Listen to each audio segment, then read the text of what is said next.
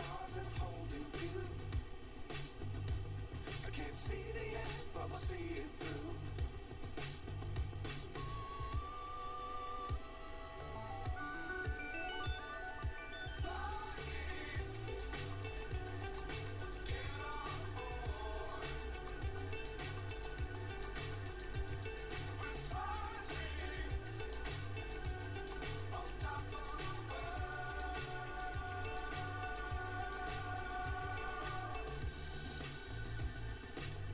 Times don't fly too high. Be sure to keep the ground in sight.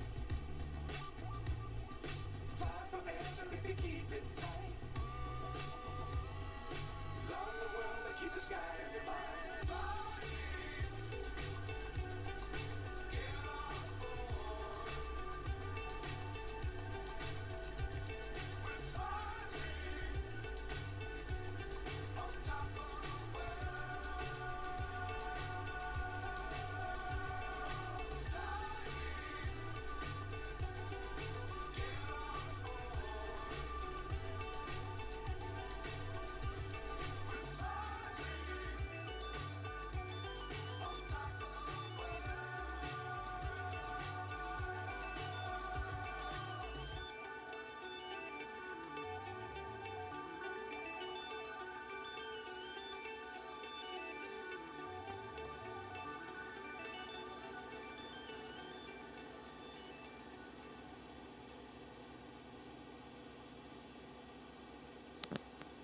Good afternoon, everyone. Welcome into Flying with Mike with this kind of very weird start time. I really was shooting for 1 o'clock. A couple things got in the way. We fixed them, and we're up and running a little later than I thought, but we're up and going. We're here in the nation's capital, here in the U.S., Washington, D.C., at one of the more favorite airports of people, mainly because of that river's approach. Reagan National Airport, named after one of the greatest presidents to be at the helm of this country, Ronald Reagan. And boy, what an airport this is, folks. Boy, a lot of traffic into this 7,000 foot. That's the longest runway, but boy, they got runways going every which way but loose. So, anyway, we're sitting in gate B22. We're preparing a little bit of a retro run, and you're going, come on, Captain. Airbuses are not retro. Well, believe it or not, the Airbus 320 has been around a while. Even shocks me how long this has been around. I did not know they were back in the 80s. So, I think 80s. You know what? I need to verify something. I'm not going to be able to verify it on that page, so we'll go to our authoritative source, that being Wiki. Hang on a second.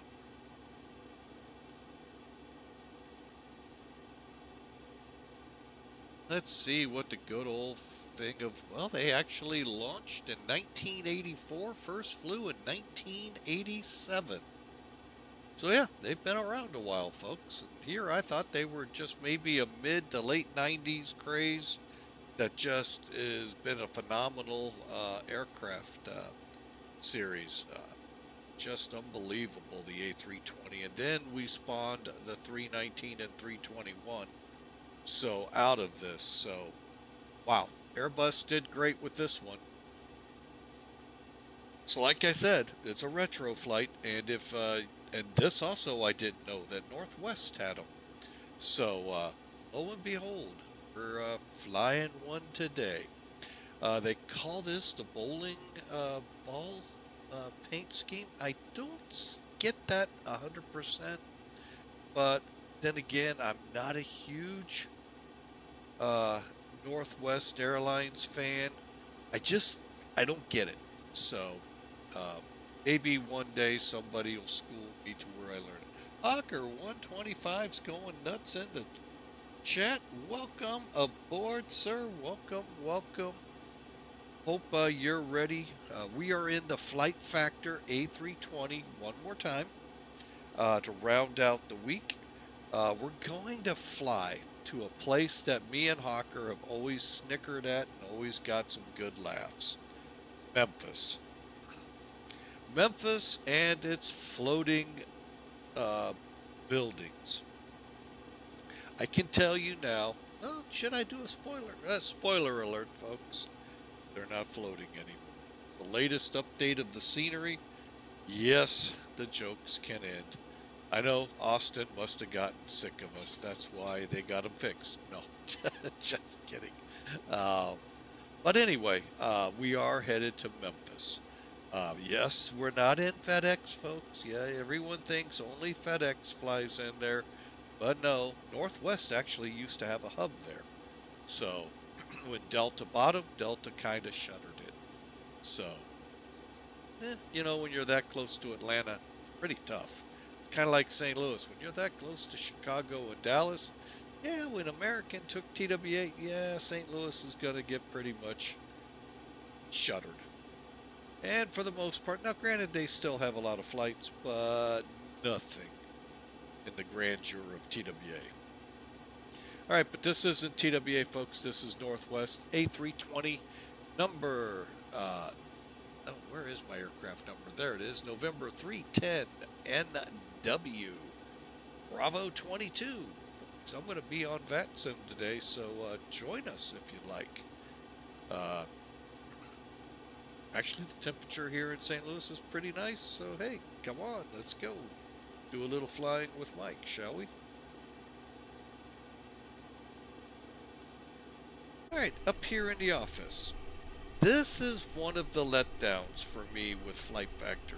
When we were over in XP12 11, this looked like just like every Airbus 320 out there. This, I don't know what to say. So other than, I hope, they put a survey out, and hopefully that survey will come to fruition and they will make changes. Because we're going to go through and you're going to go, oh my gosh, yeah, that's one of the sticky points. So, mail call. All right, so let's get going here, shall we? You've seen the route. Pretty simple. However, it's even more simple in the Airbus and the 737-800 from Zibo. I mean, real quick you can get things going here. Not as sophisticated to me in this plane as Zibo. Different entities, so I don't expect them to mirror each other. But we are ready, and here we go. So we've boarded the plane, and let's talk about this flight, shall we? Sorry, a little bit going on here. Trying to keep my mind focused here. All right, there we go. All right, Sim Toolkit. Kind of zoom it in here a little, let you see. Right over here, Washington, D.C. There's our route coming out. We're going to fly the Rebel 5 departure, auto, the Q80 expressway to ferry, to Bowling Green, which is BWG, to Bluz 3 arrival. We're planning 18 Charlie, but we'll see. We might shove over to the right or to the left. Stand up, sit down. Oh, sorry, folks. Got into a different routine there.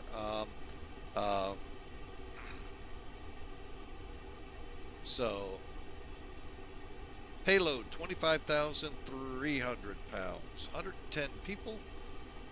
Cargo, 6,050 pounds. Okay.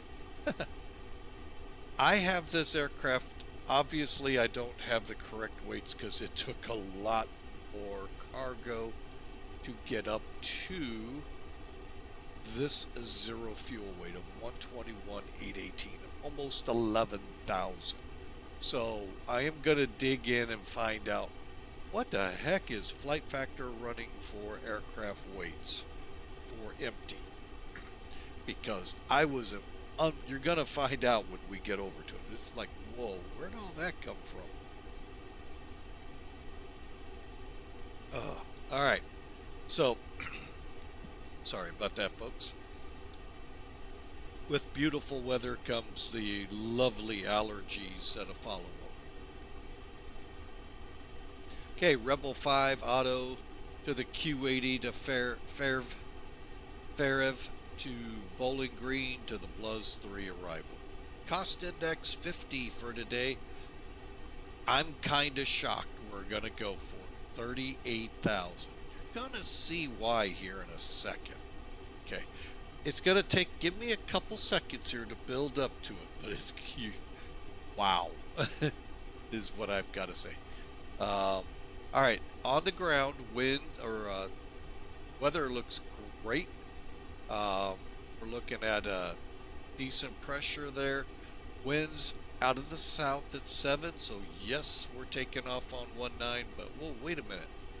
19 is what you want to land on here, folks. The reason why this is such a fun approach, you have to come down what's called the Potomac River. Even the LDA, it's not going to bring you in straight in on runway 19. You're displaced coming down. They want you to stay away from the monuments. They don't want the vibrations, the sounds. And in my case, yawns. Sorry about that, folks. To disrupt the monuments that are all over the downtown Washington, D.C. area. So you come down the Potomac and you hang a right for the runway. So pretty. I actually enjoy flying it. I've flown it in 727s, 737s, and Airbuses. And I probably have done it in a Dash 8 a time or two. I don't have a Dash 8 loaded anymore. Can't really find what I like in a Dash 8. So, but it's a fun approach, folks. All right. So one thing we do see here is an ATIS. So that probably means we've got some kind of online ATC in the area. We'll see when we get ready to come online. So the winds again, this is showing 181, up here 170. So they're a little difference in times, although they're right on the same times. Hard to say where they come up with some of this. But anyway, as you read out, the importance to take away from here, multiple approaches being conducted to intersecting runways. Folks, if you're coming in, you see it. They actually have 3 active runways. That's pretty impressive to think for a little small airport like this. Again, think of it like Santos Dumont that has only the one, or Midway. Think of it like that. It's one of these smaller airports at the larger cities. It's just sometimes amazing. So we're landing and departing on these 3 runways. We will use 19. It's the longest of them all. Use caution, NOTAMs, R&P approach. On request, read back all runway assignments and hold short instructions. So if they tell you to go to a 4,000 foot runway, not sure if they have one, they might because of the influx of smaller aircraft. You might want to say can't do that unless you really, really want to try. And probably get off in the water. So we'll see. Let's see. And there's the reason. Do not enter prohibited airspace north of the airport. Basically, when we go back, if we're able to, we'll look, and if you can see the city, that area where you see the Washington Monument and the Capitol building, everything in between out to the waters on each end, that's prohibited airspace, folks. So the goal, if you were to take off runway 1, you're in a hard left turn to get on following the river. The river's departure, even though it's not called a river's departure. So there you have it. So that's the weather for today. Now I mentioned, oops, I pushed the wrong button. Sorry, folks. why I'm kind of shocked here. This is Simbri, folks. If you don't have this, it's free. All you got to do is register. Um, but it's a great tool for flight planning. Really good, as you're about to see. Now, this is the United 18, I think it is, format. It'll tell me here in a minute. It's yeah, United 18, 2018. However, it's pretty much on this information the same as any out there. Where the differences come in is this briefing preview showing details. Each airline had its own way of presenting data to the pilots as the pilots kind of fed back to them how they'd like to see it. And this is what United came up with. Anyway, digressed. Let's look at this real quick. So here's the flight information, Northwest 857. We're getting late as usual. And we're going to work through here. You can read most of this, but here's the one I want you to focus in on. Look at that wind we're dealing with. I'm kind of shocked they sent us up to 38,000, but I haven't looked at the wind charts yet, so that could be, it could be worse, lower, folks. Who knows? I say this because some of you are chomping at the bit for across the pond westbound. Eastbound's a piece of cake, folks. You get about an hour push with the winds.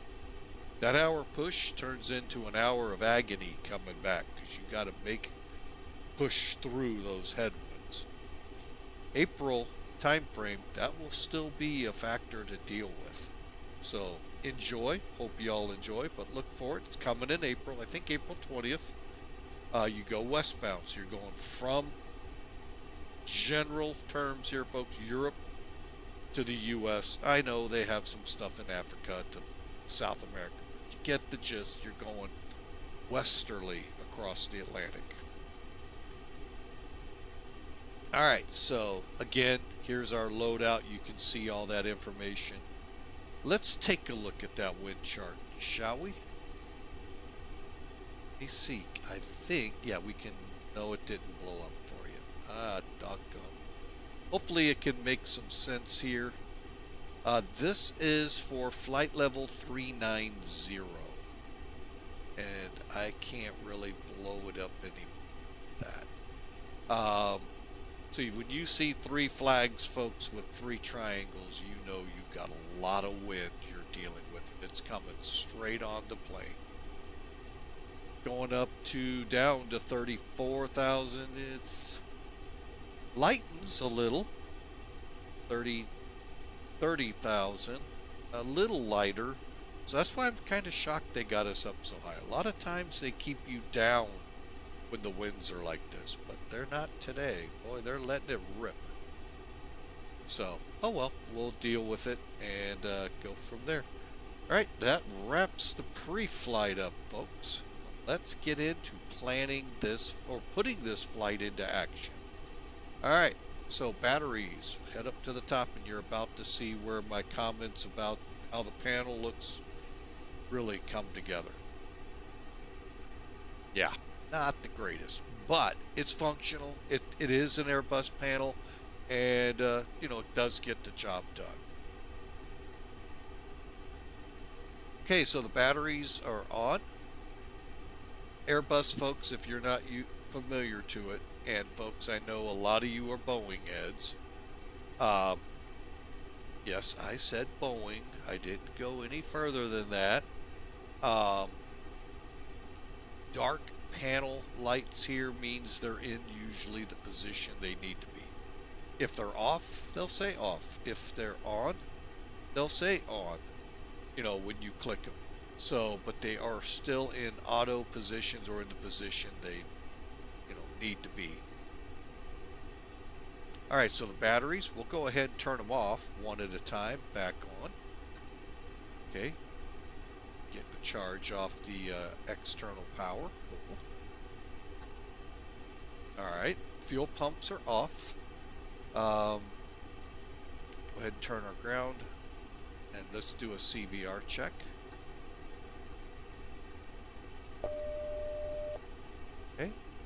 cursor switch up.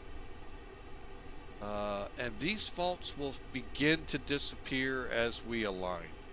I hope this one does too in the ventilation. It's really not sure why we have it, but we do. Try again. Well, we'll try again later. We're not going to waste time on it. All right, APU fire check. Here we go, folks. Everyone loves to hear the bells and whistles.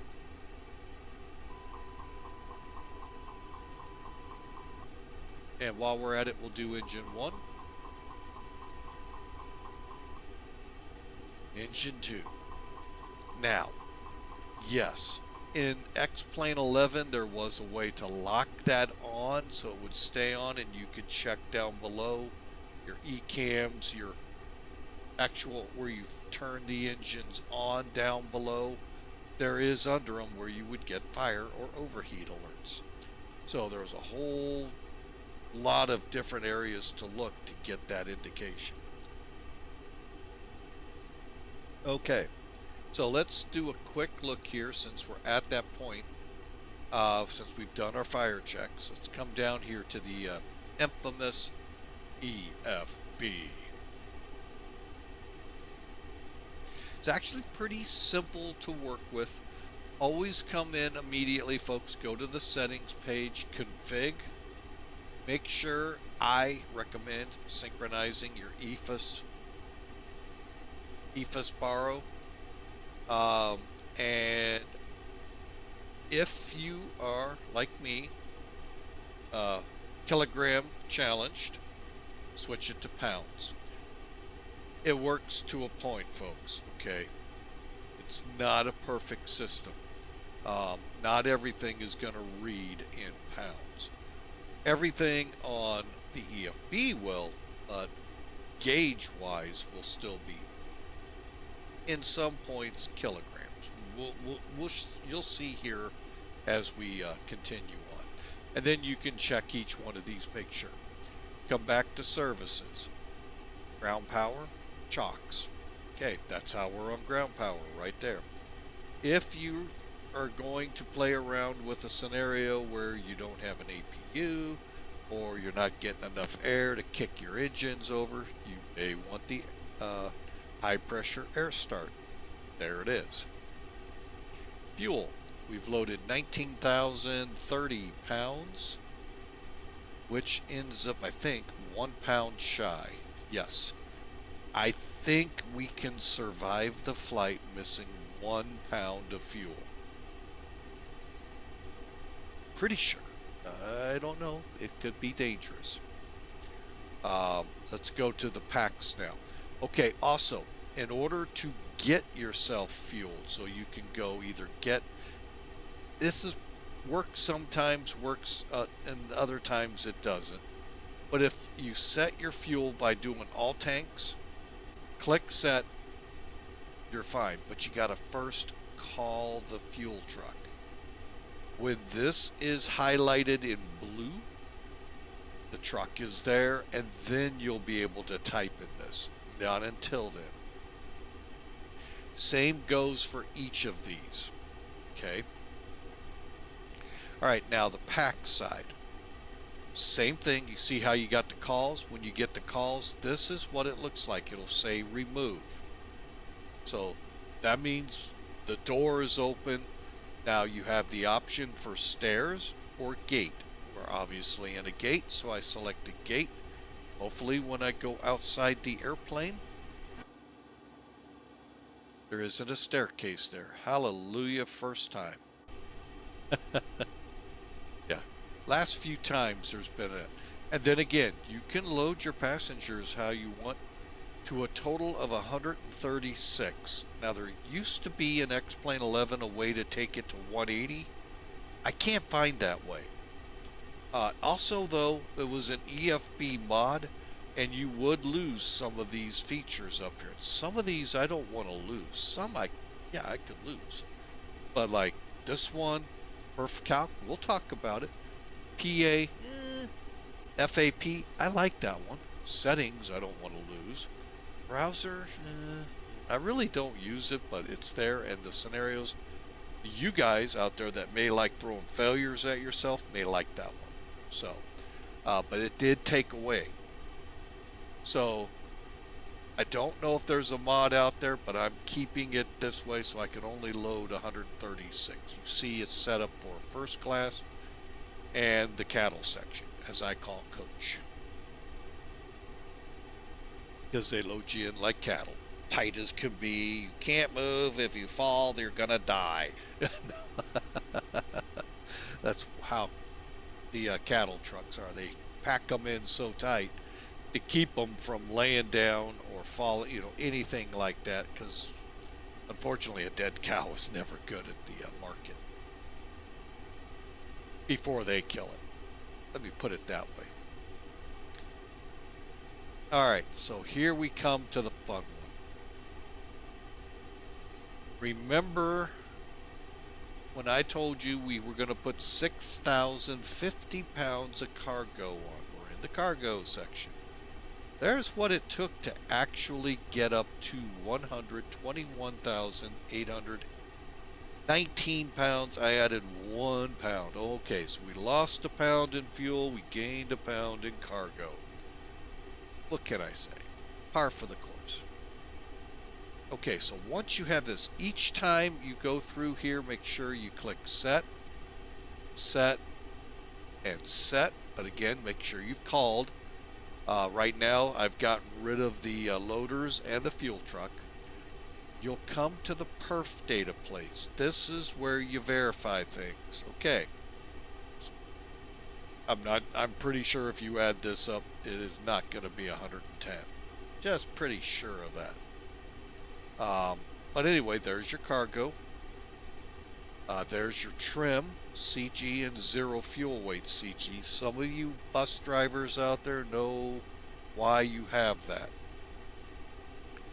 Over here is your zero fuel weight. This is what you're trying to match to SimBrief if the computer doesn't want to do some wacky things like that. There's our fuel, there's our total gross weight, which in this case, hey, it's 500 pounds heavier. I don't get it. In that case, folks, I just don't get it. So, anyway. And then you can see your CG in here and all that good stuff. The big thing here that I like to tell people, make sure you click set. What this is going to do, we're about to find out because we're going into the checklists now. It's going to set so that when you do your initial, put your flight in, you get your departure, arrival, alternate, cost index, tropopause, all of that put in. The next page is your weights and zero fuel weight, CG, and so forth. Comes from this information in kilograms. That's the part that's kind of gnaws at me. It may be that way in the real plane. Shame on them. No.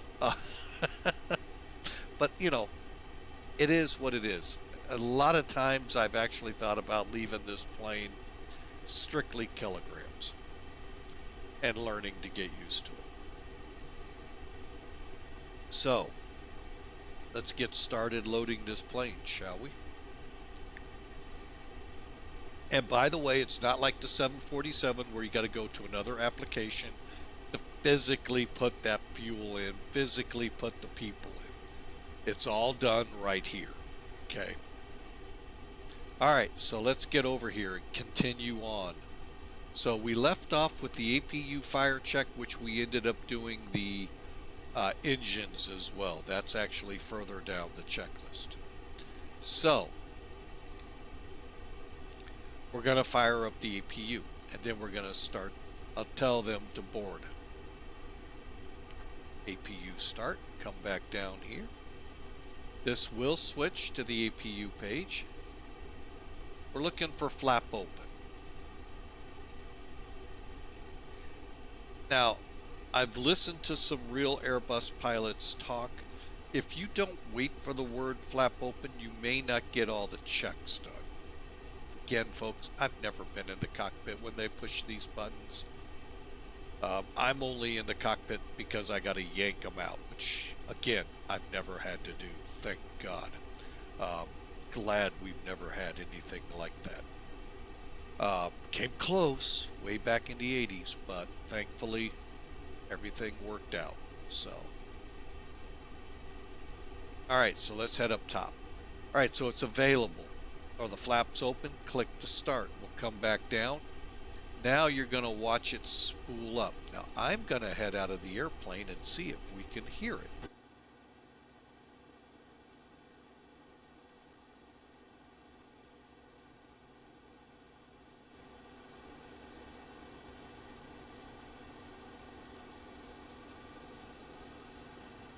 Barely.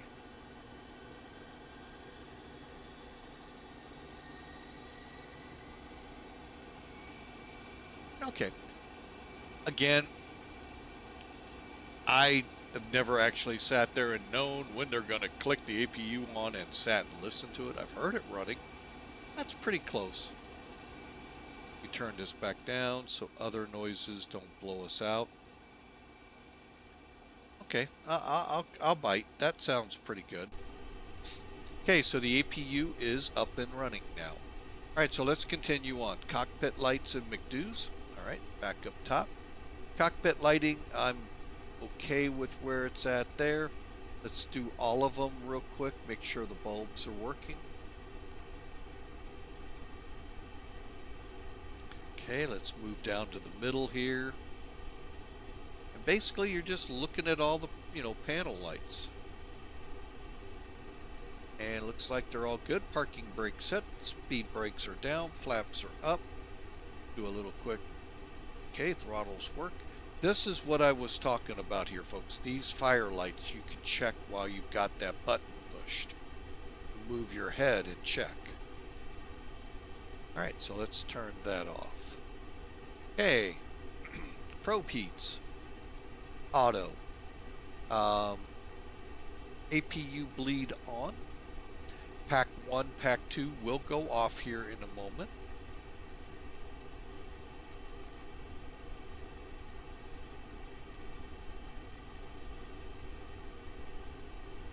There they go. Crossbleed is in the auto position. Air conditioning temperatures will keep straight up 12 o'clock, and then we'll check them before we start up. See if that's got APUs helping it out, I think. Okay. Oh, sorry for the sniffle there. Oh. Generator 1 and 2, these will stay on until you turn over engine 1, engine 2. I think there's pretty self-explanatory. The engines aren't running, the generators aren't running. You're on the APU generator right now. With me saying that, off we go from the external power. And then we checked all other lights are off as they should be. Now these will begin to go away here in a second. Ventilation looks good. Okay, up here is the ADIR system, or the, I don't know what this stands for, so I'll stand. Basically, it's your inertial reference system, Airbus directive. I don't know what the AD stands for in it. Probably because Boeing coined IRS first and Airbus couldn't take it. Who knows?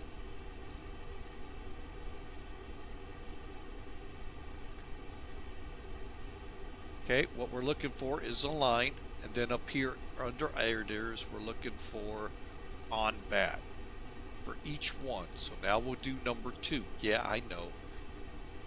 None of the airplane companies, and they're building airplanes, yet they can't count. 1, 2, 3, not 1. Over here's 2, over here's 3. Makes you wonder.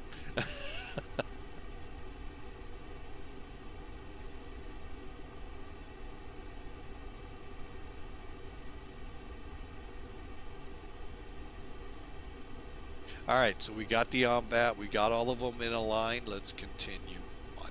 All right, good thing here. Now we're heading down. Just kind of checking. You can see already one of the 2 fault lights have gone away. Once we're aligned, they'll all be gone. This is for us to do our CVR check. Here's our calls to our attendants. We're not going to check them. Well, I'll do one and you'll see why I'm not going through them. Yes, sir.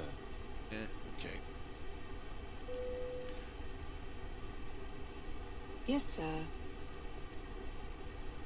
Yes, Captain. We are waiting for your instruction. All right, so Ground there you to go. flight deck. All holds and hatches are closed. Walk round complete. Oh, didn't know it did that one. Okay, cool. All right, so moving over here, strobes are in auto. What the auto position on the plane does, basically when the wheels are compressed where the struts are, the strobe lights will stay off. When you extend the struts, so when you take off and the struts extend, the lights come on.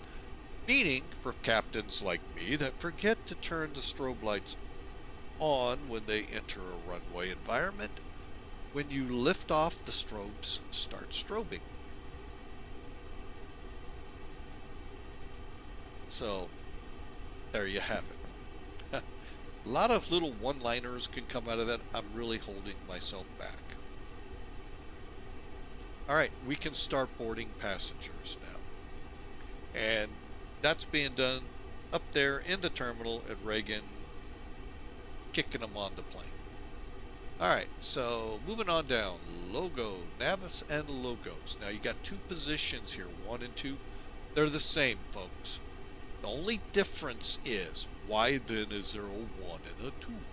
There's actually 2 bulbs out there in the wingtips.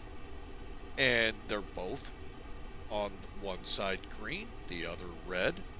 And only one set is turned on with whichever one you're set. So if that set has one light out, try the other one. If they both light, you're gone. If they don't, you might have to get maintenance then.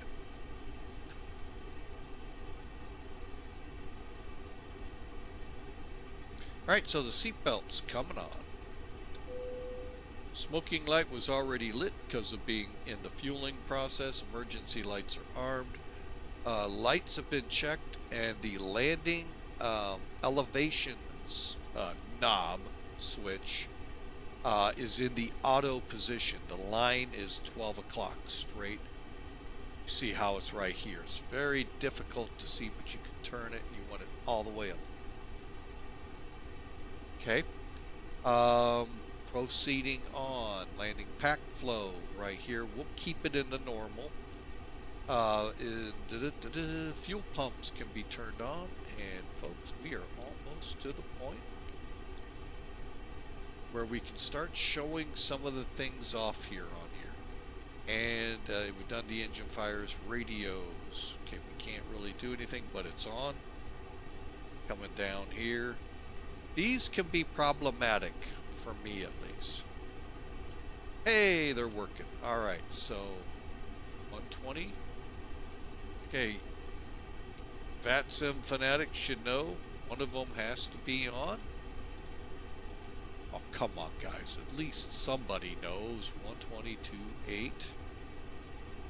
Then you can do whatever with the rest. I like to monitor the guard channel over here. Guard or emergency mayday channel. 121-500. Then I throw another Unicom that I know out there.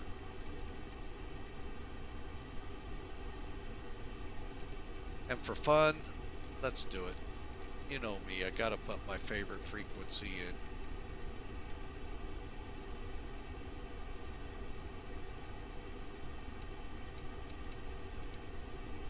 One, two, three, four, five.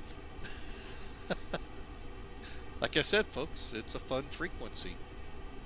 All right, so the radios are set. Now, the big thing to make sure your microphone is set on.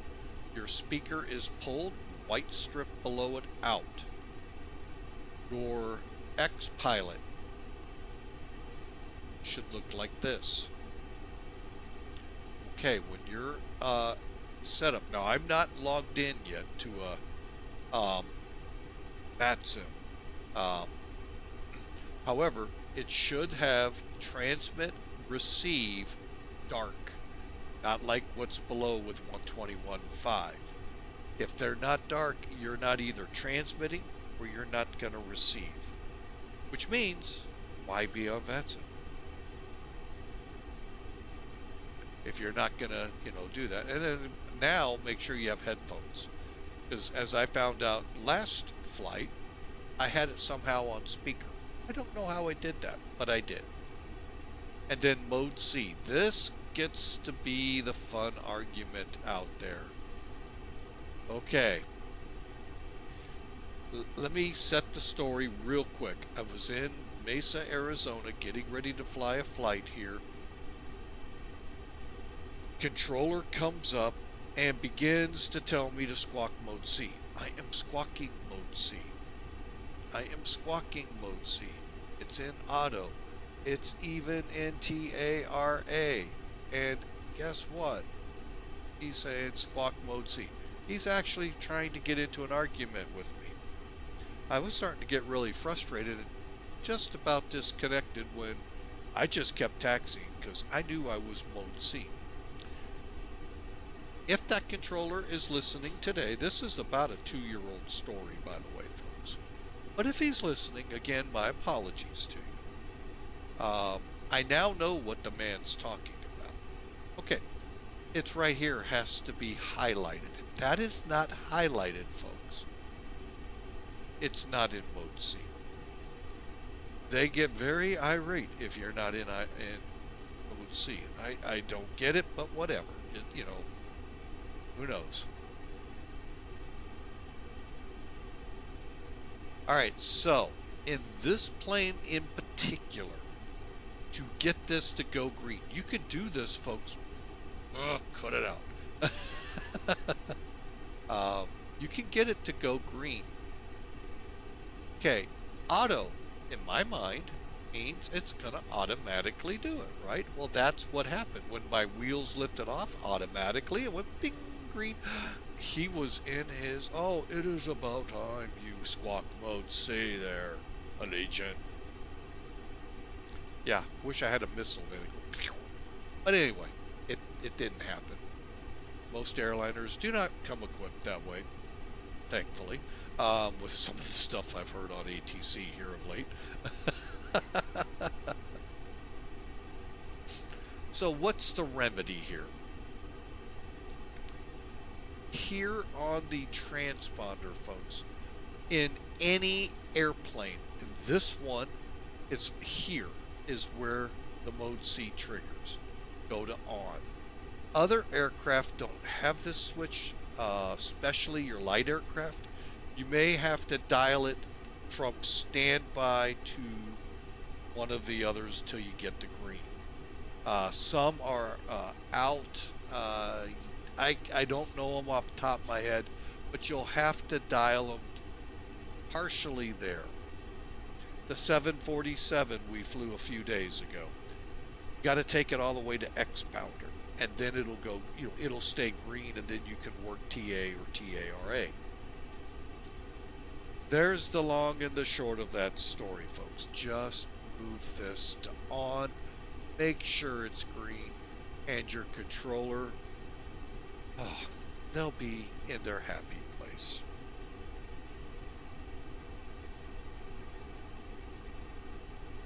All right. So we have checked our radios. We have got the aircraft pretty much set up here. Let's proceed with getting the McDo's. Boeing folks call them FMCs, flight management systems. Let's get them in order. Let's go to first here, make sure you got the right engines and the right nav data. Okay, we're coming up here on the 22nd, so you got a couple weeks to enjoy this nav data cycle, and then we'll have a new one for March. Partial. The end of February and parts of March. Before another one comes out. Okay? So go to the init page. Here's where the fun begins. Now let me go here. Settings, I think it is. Let me make sure.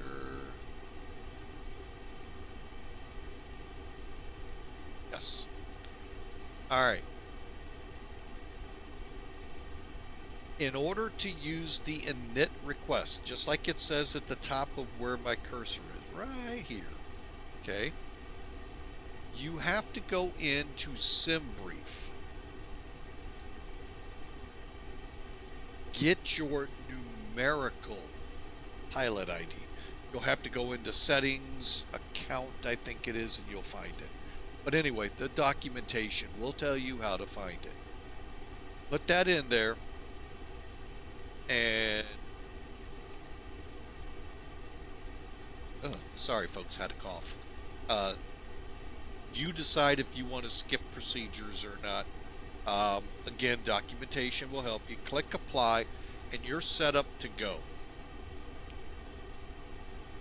So again, go into your SimBrief account, look for your account information, and get your numerical pilot ID, not your login ID.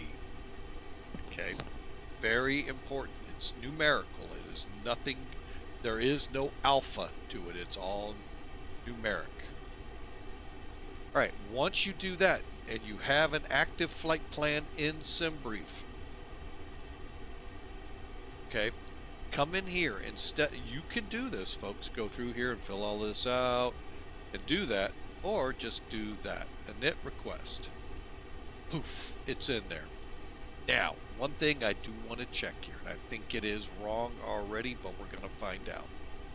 Been wanting to do this for quite a while and always keep forgetting. All right, so here you go. Got no company route. However, we're going from Washington Reagan to Memphis. St. Louis is our alternate. We're Northwest 857. Now, if you want to change something now, you're more than welcome to. Cost index is right. Flight level's right. Temperature, okay, that may or may not be right. But I'm pretty sure Tropo is wrong. So it is not updating these values. And I think the ground temperature may be wrong, but I have to check.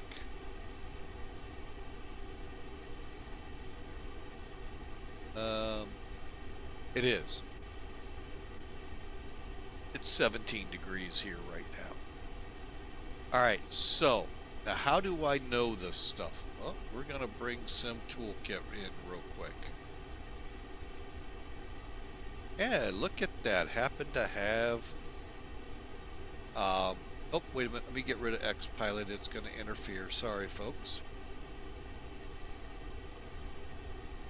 Okay. So as you look at this briefing here, you're not going to find the tropos or anything like that. But, go to again, preview the briefing. Okay, get out of the wind data, get down into the meat and potatoes of it. Okay, here's your flight strip letting you know what and when and all of that good stuff. Coming on down a little further, there's our cost index, winds, and all of that good stuff. All right. Now, look at this. FMS initial load data. Gotta love this. Now, one thing I didn't do, and I'm kind of kicking myself right now. Do I have time, actually?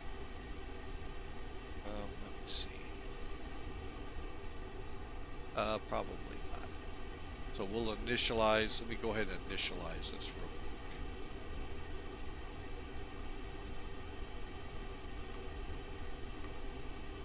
quick. Okay.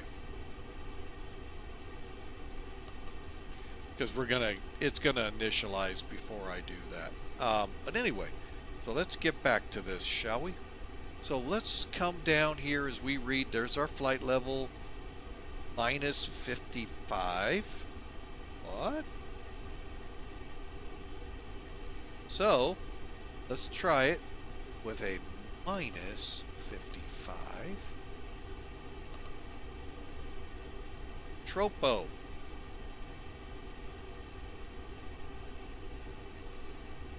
Trope, add the O, 40,600. How about that, folks? You can actually make that change, and this is obviously 17. I don't know if we have, yep, we can, okay. I didn't know if I had to put the plus or the minus in front. But anyway, you see what you can do here. And see, we wouldn't have had time to, the alignment's done. So it's aligning on the airport reference point instead of our gate. If I wanted it to be our gate, we would go into the init and actually set it to the proper spot. Okay, but we can't go to wind, do our request, and that is not looking good.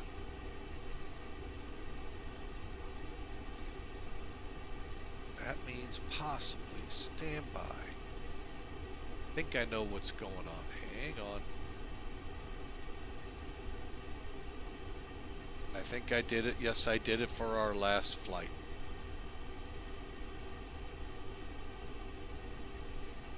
Alright. I put it in clear weather for the flight with the arrow that we did. What day was that? Wednesday night? I think it was Wednesday night. So let me apply the changes real quick. And I'm going to double check our load to make sure it's correct. But anyway, you see how that all worked out. I'm going to get rid of Sim Toolkit real quick. Okay, everything seems to have been not affected. Good. And this back up, that over. All right, now let's bring Sim Toolkit in, and nothing changed here. Good. All right, so everything. Now let's see if we can get some wins. There we go. Okay, I am not impressed. We have no wins showing up here like they should. So, oh well. Next page. Yeah, they're still not. Okay. And you know the proof in the pudding. We saw the wind charts. We're talking 120 knot headwinds. So we'll see how that works out. At least in our favor a little bit. All right, so we've got this part done. Let's go to the F plan page. And I am going to switch over to here. Actually, let's go here.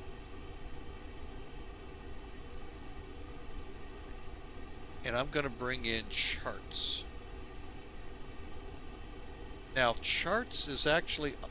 Okay, maybe I will. I thought I had resized that. I had not.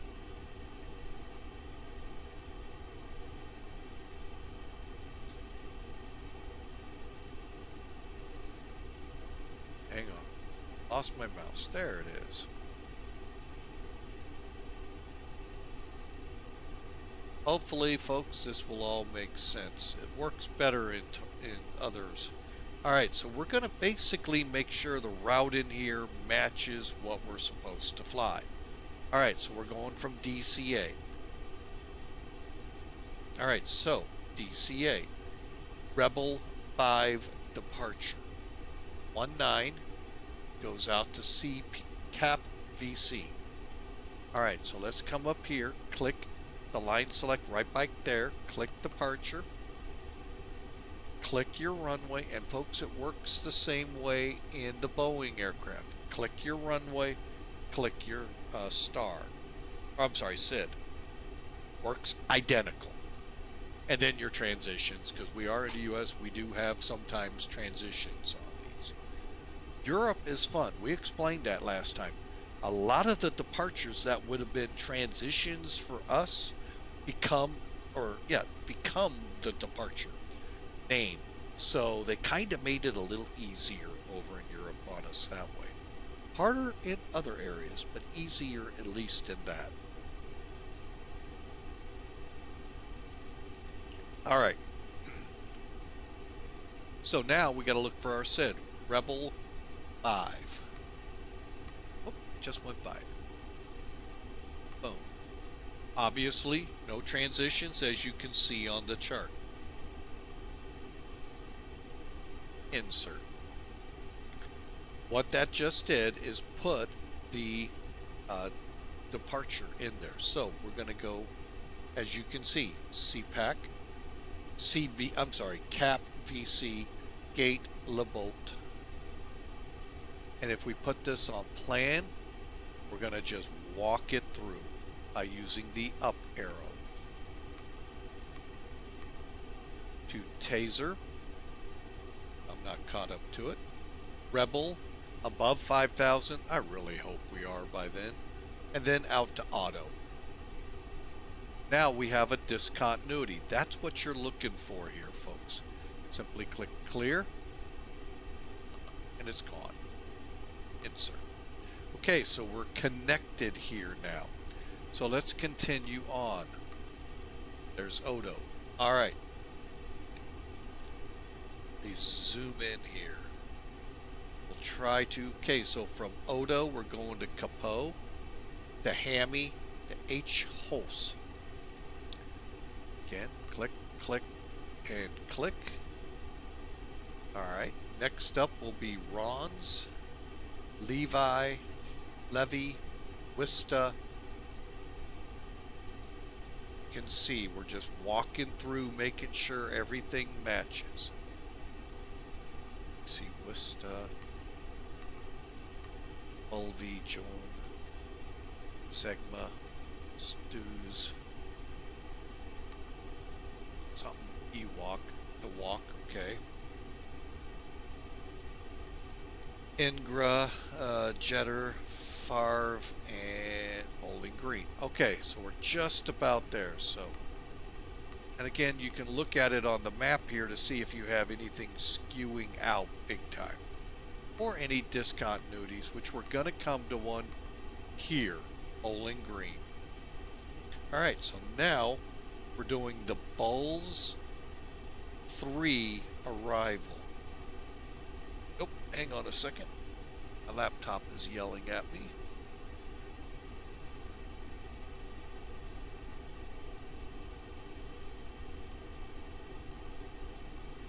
I don't know why it's yelling at me. It's low on battery. Alright. Same thing, folks, to put the arrival in. We're coming in from Bowling Green right here, so we got to go to Memphis. Arrival. Pick your arrival. We said ILS 18 Charlie. That's what we're going to plan. Let's stop right here. Okay. We have an ATIS out here. Let's take a look at it. It happens to be real world. Let's see what the guys at VATSIM were saying. Simultaneous departures for 18 center and right and left. 36 right closed. Okay. Huh. Well, if that's the case, oh, runway 18 left and 36 going. If 36 right's closed, well, that would also make 18 left closed. I thought they were doing them anyway. Okay. Simultaneous approaches to parallel runways in use. So that would be 18 center and right. Okay. So basically the right side is going to take you down the furthest west side of the airport center, right down the middle. So we're going to plan for the center. Who knows what they'll do. All right. So this is a good start, folks. This is telling you right now what's going on there. More to the point, this one is. They're using all 3 runways for departures and 18 center for arrivals only. Interesting. Where did they come up with the other? And they've had rain down there. That's what these, we talked about these before, the condition codes. 555, wet runway. So we'll have to adjust our braking for it. Alright, so now that we know the weather, let's come back. 18 Charlie. And let's see what we can do here. Okay, we have an ILS to the final and an RNAV to the final. And an RNAV Zulu. I think we'll just do the final. And now I have the chart down here, which you can't see. All right, hang on a second. Hide. So let's take a look. We'll pick it up now. So we're doing the 18 Charlie Center, Bluz from Bowling Green.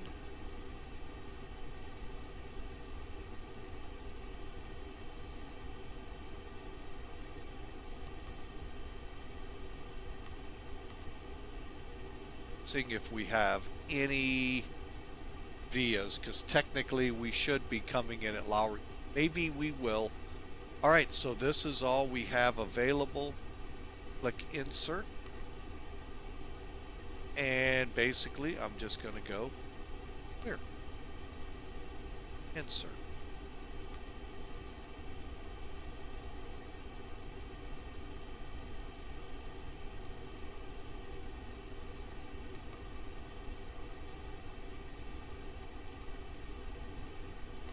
I'm going to leave it. All right, so Bowling Green, Harriet. Whoop, wrong chart.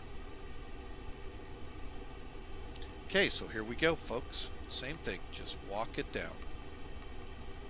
Speaker, Bluz, open. Now, Copen is where if we're going to runway 9, 18 left, center, and right, and runway 27, we break away from the main flow. So off Bluz, we go to Cohen. 10,000 feet, 230. Okay.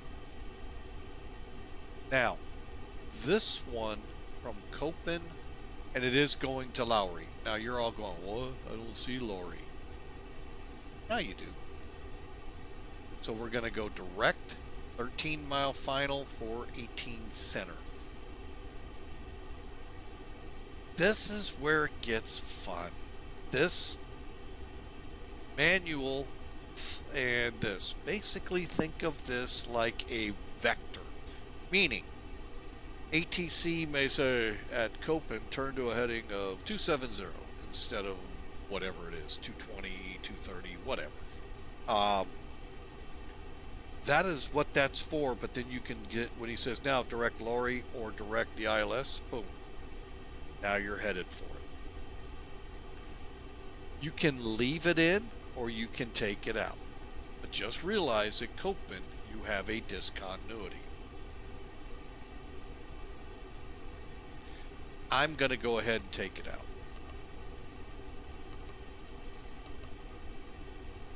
Now we're connected as soon as I click insert, and we can then finish it off. Lowry, Jaldo, onto the runway. Now the blue is this right here, the 151 out to Keys, where we hold, and then decide what we're doing to come back. Okay? Now, let's say we have to divert. Remember, I did say it has been raining there. Maybe the visibilities are such we can't shoot this approach, or the right side under Cat 2, should be able to come in on them. But anyway, argumentative sake, we have to go to our alternate. Alternate today is St. Louis. Here's the route. We'll go to O'Day and Bouche. And then we'll head up and probably come in on 11. But not 100% sure. But that's what I would think. We could actually do the same thing here that we did to make this flight plan for that one. And then you're set to go. Or not. Alright, and there you go, folks. We have the routing in. And now things are going to pick up just a little bit faster. Because I've been on the ground way too long. Okay, back to ARC. Keep it at 20. And they are waiting for us. We've got a very late departure. And charts away.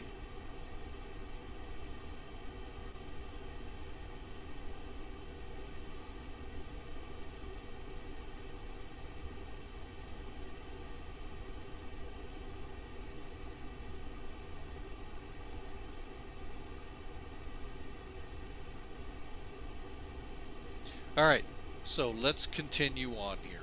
Okay, next up's the RadNav page right next to F-plan. Make sure you're set and good. Frequencies all look good. In case we come back, IVWH or yeah. Then we go back to the init page, and this is where we click the arrow to get to page 2. Now, told you it's in kilograms. This is what gets me. Wish it would be in pounds to make this so much easier. If you've got one system on pounds, why not this? And I know you real Airbus pilots are going, the whole thing's in kilograms, man, get over it. I'm not. Anyway, so what I... Okay, now I am going to have to figure it out.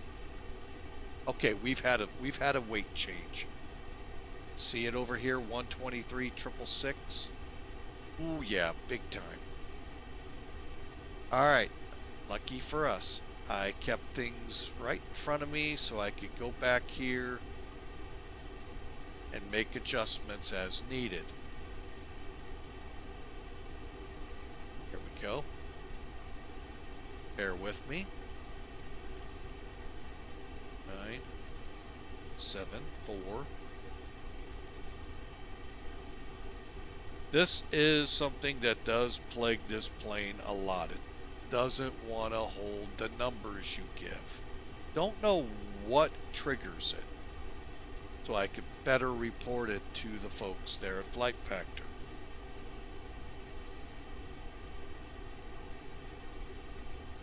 Set. Perf. Okay, now we're back down correct. Let's go set. And now I got to figure out what this is. Hang on a second. Got to get the calculator out. Oh wait, no we don't. We got to go to Google. Convert. Pounds to kilograms. Can I do it this way? Nope. Other way around.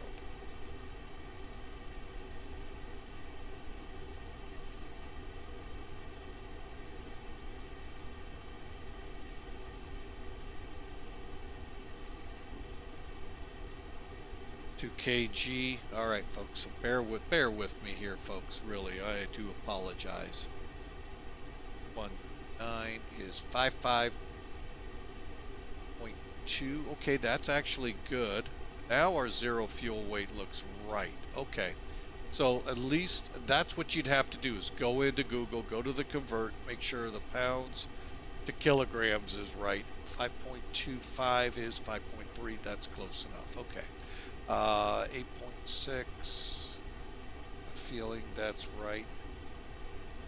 9030. It is. All right. Again, sorry about that, folks. That happens. It's annoying as you know what, but so at least we got the zero fuel weight CG correct. We got this correct, even though these numbers were incorrect. So we're going to do our trim down 1.7. Okay. One more time. Okay. Next page is the perf. We have a calculator. Get. All right. Real quick, I'm going to bring, well, no, I'm not. I'm just going to look it up. Airport. 2185 is the meters for our runway. Again, we said, I know what we said, folks, but it's not doing it. And that kind of is aggravating. 187 slope feet is actually 14. But what database they're working from.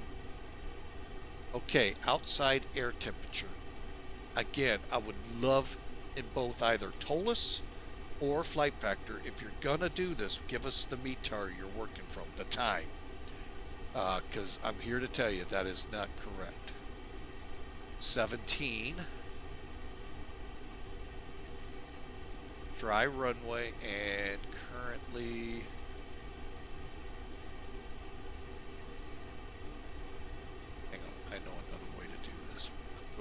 hard way, folks. Sorry.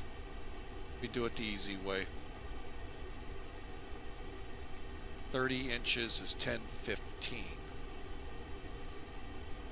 Call it 1016. Okay, winds 208.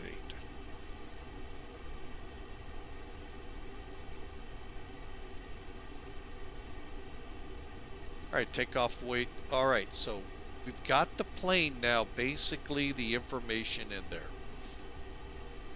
Again, sorry for the sniffle. Now we can actually do some testing. We're going to do the air conditioning on, anti-ice. And by that, what do I mean? Well, if you click set, it's not going to give you anything. So you need to come in here and at least say, oh, not config. Let's go thrust. Flex it. Okay, it's really not going to play with me today. So you can actually work this and see. I'm going to tell you right now, we're not going off on a flex, because it's not telling me distance. So with a, let's see, on this airport, we're looking at 7,100 feet of runway. I'm going to just plan a toga takeoff. But this is what we could do with this parameters takeoff. And we're going to eat up most of the runway. You know what? Let's see if it actually will. Anti-ice will stay off, so we're going to run with a flex. Whoa, what happened over here?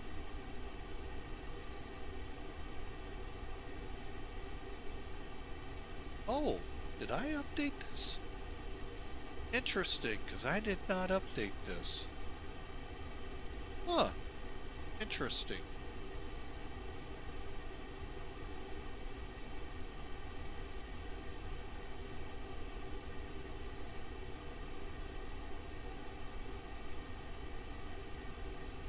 Real curious if he has information for here.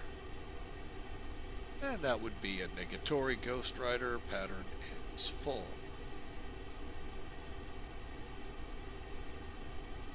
No. Okay. And what I was doing is checking Black Box 711 site to see if they have data for here. They don't. But they do for some of the other airports in the U.S. Not many, but some. Alright, so again, we're looking at down 17. So we need to go flaps 1 / DN 1 diagonal DN Delta November 1.7.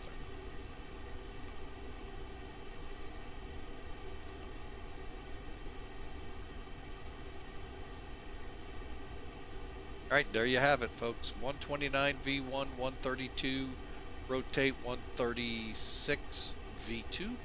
Transition is correct, and there's our flaps up speeds, clean by 216. Alright, and again, new feature. So it's, you know, it's a little buggy, a little bit, but now we can at least get them setting. That's pretty cool. I didn't think I updated this since the last flight, because it didn't do this last time. Alright, enough of that. And now we are ready to go, folks. And the passengers are going, oh, it's about time, man. We're late. But you're going to get there on time. 300. Okay. This gets in the way, we'll move it. We're going to move it. Alright. Clear. Alright. Flight director's on. LS is on with constraints. We're on ARC. 20 is good. VOR. Managed speeds, managed heading, meaning the avionics, the computers on board, the FMC and all of the nav data computers are controlling speed and altitude via the SID departure. Speaking of departures, stand by. So we'll get this warmed up. All right.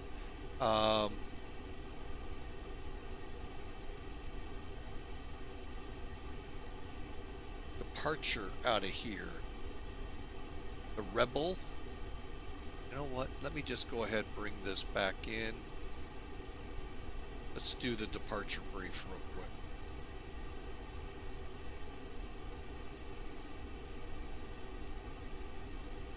Yeah, I had it set for flight, and we're going to do it again. Okay, so the Rebel. I know we looked at it here just a few minutes ago, but let's actually dive into what we're going to do. First off, you got to cross the top here, your departure frequency, the airport elevation, and the requirements. If you're departing one, of course, you remain away from P56A and B, so you're flying the river. These are the monuments of Washington, D.C. See how that works? However, we're going this way, 187. So, all right, Rebel 5's an RNAV departure, so you can't conventional aircraft like the 727, 747, 200. Really can't unless you know these fixes. All right, pressing on.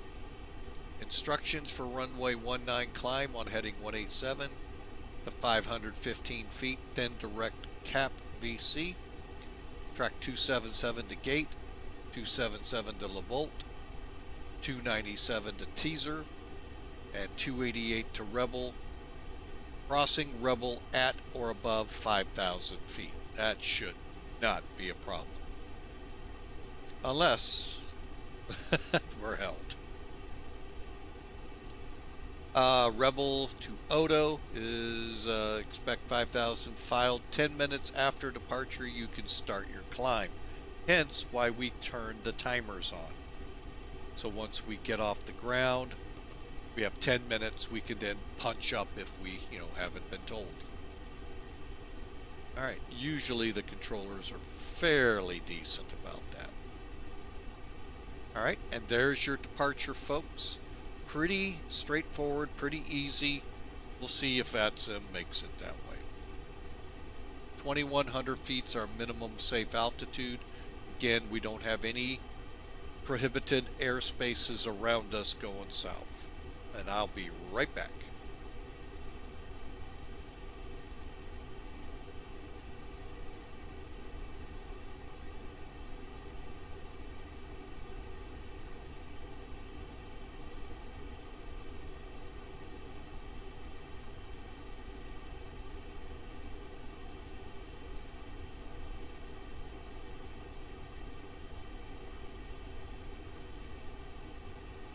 All right, folks, just getting some marching orders from the CEO.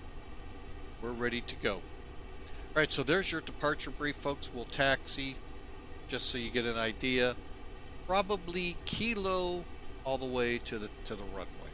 All right, so push back, face north. And while I got it here, bear with me. I'm just gonna put it back. All right, I've been talking way too much, taking too much time here on the ground. It is time. We got to light this firecracker and get going. All right, so get rid of charts. And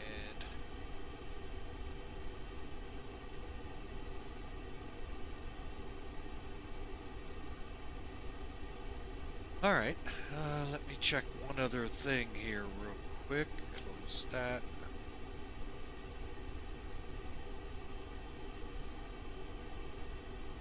Interesting. All right, let me file my flight plan and get us one step closer to flight.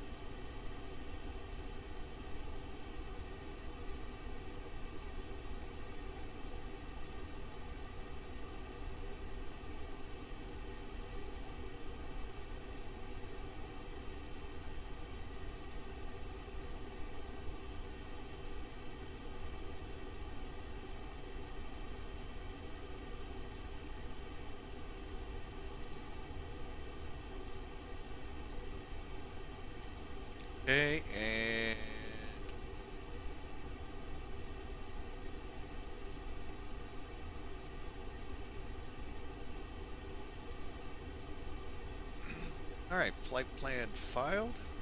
It says cautiously. There we go. And let's go ahead and connect Northwest 857.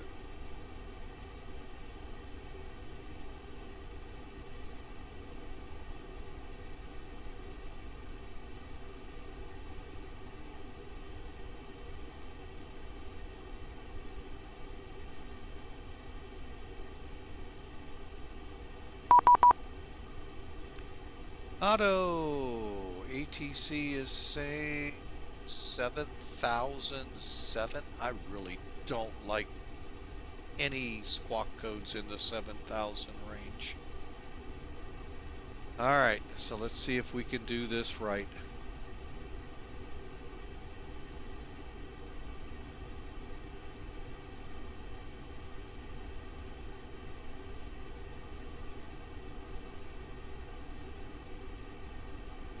Okay, nope, it's in there.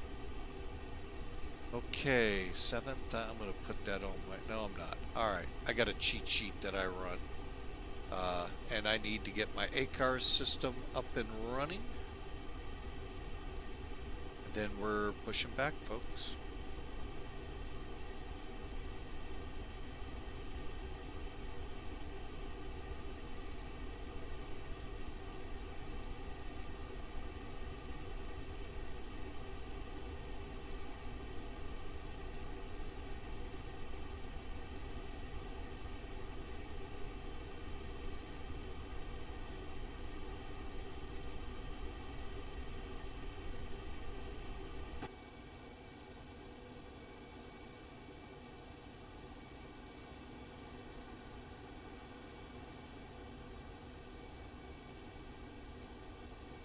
Alright, here we go, folks.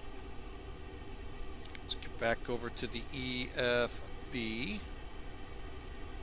service.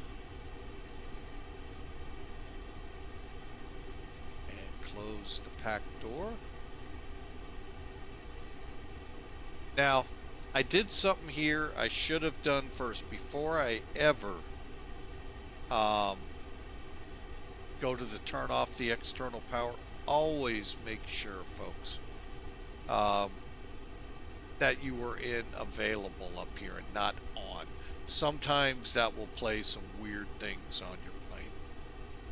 Not in this case, but it is. On some of them it does. Alright, and as you can see, all the warning lights are out. We are ready to go, folks. Here we go. Okay, final checks. Altimeters are set. Again, flight director LS constraint LS. Didn't get over to this side yet. Oh, we were working the altitude, that's why.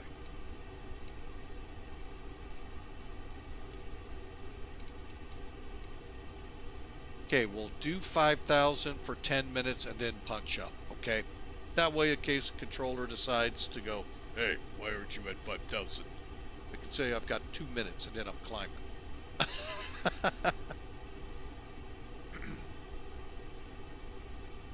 Alright, so lost my place here. Alright, so we're set.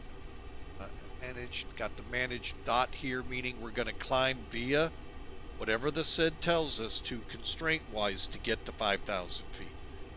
Following that, we're going to check our anti-skid nose wheel steering switch, make sure it's up and on.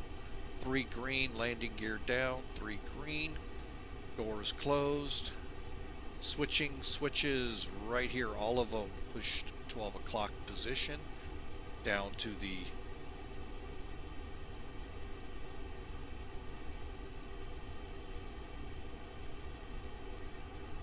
transponder can be put now to TA. We'll go all the way. Weather radar stays off. And we'll get our rudder reset. Beacon coming on. However, let's call better pushback first. Okay. Parking brake set. Dulles Traffic United 1809 pushing back from Delta 14.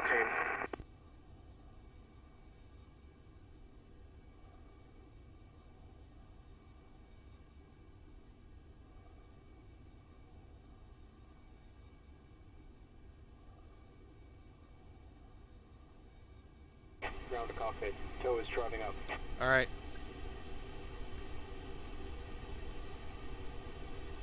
Reagan traffic northwest 857 gate Bravo 22 pushing back to face north.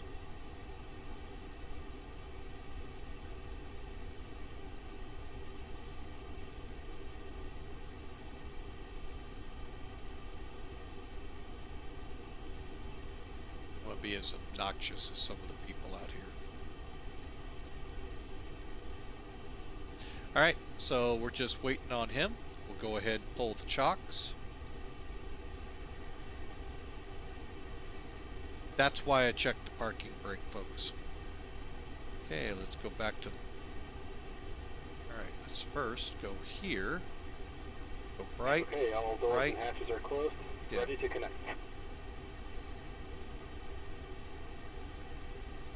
Okay. Waiting on him to connect, and then we're gonna go. We got the beacon on.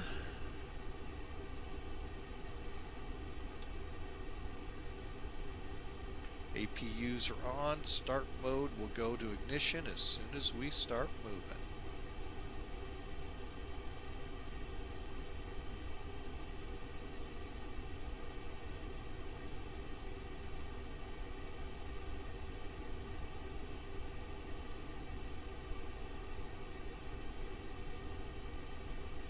Tow connected and bypassed in and service. Release parking brake. Brakes release, face north. Start exercise. And you may start engines. Okay, engine start in a bus is pretty easy unless you have write-ups. Go to engine start. Okay, sure we got the pressures, we do. We'll start up number 1 first this time. Now technically they probably, oh I didn't pull the jetway away. That's my bad. Anyway, they probably would start kicking it pretty quick because you see how tight they get in here, folks. And, yeah, that's really tight here. Good Lord. Pacific United 1809, taxiing to runway 30. I want to say 15 to 20. What is this? Nice fuel truck. Gotta love them.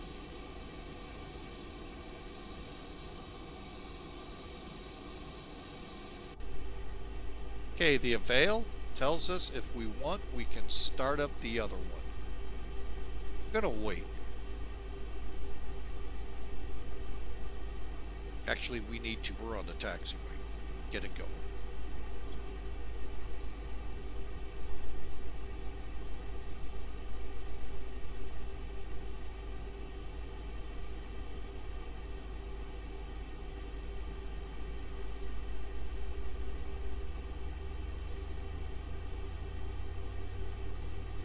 Okay, we got light off.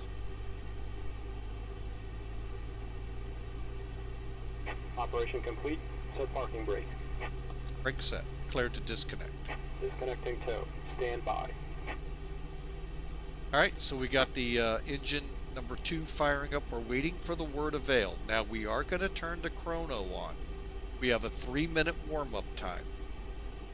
So we'll give it that. There's that. So let's do the after start. We got to do this kind of quick. We are on the taxiway. Alright, so APU bleed's coming off.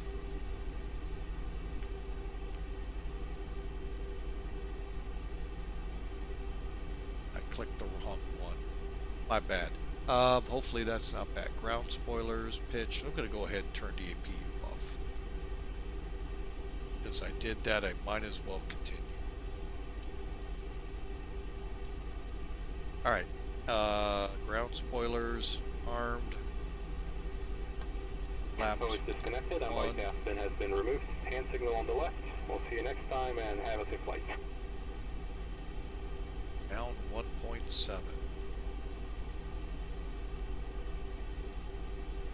Actually never gone this far on the trip.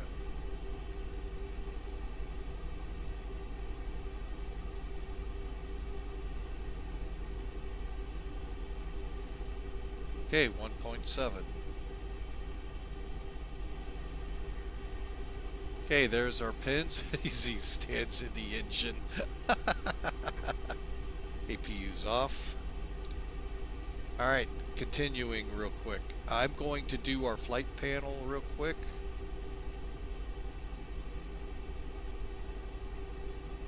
Flight controls.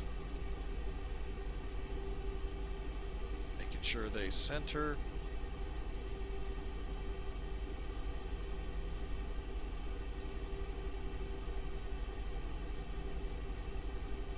Yes, our frame rates are getting hit hard here in DC. 3 aircraft plus weather plus DC. Do a quick around the horn here.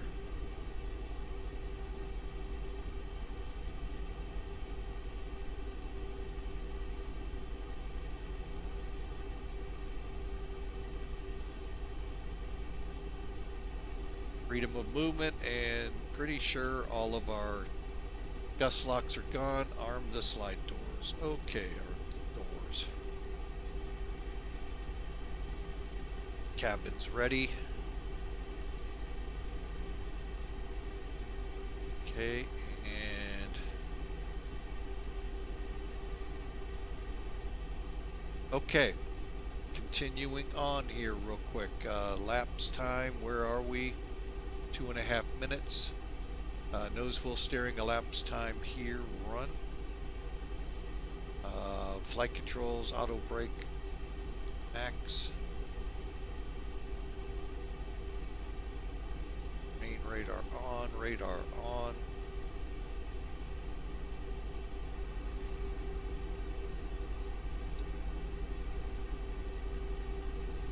Okay.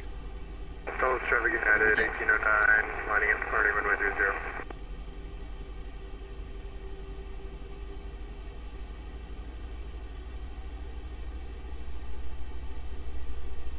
Reagan traffic, northwest 857, taxi to runway 19 on Golf.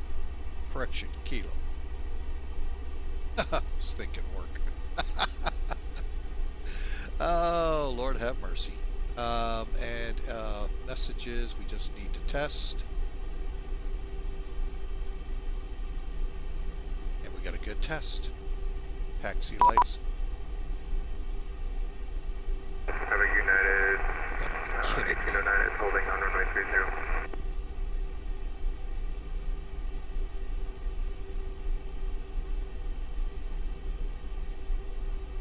Oh my. Why did they do this when people are taxiing? Why can't they just wait till they're airport?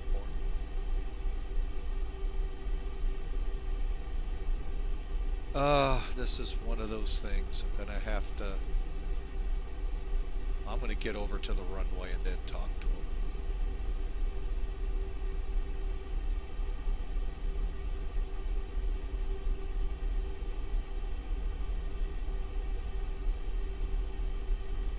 Equipment, yeah, okay, yeah.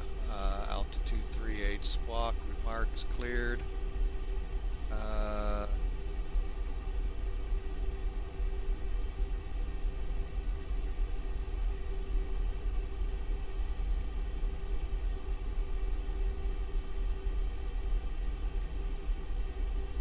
Get over here to the far end.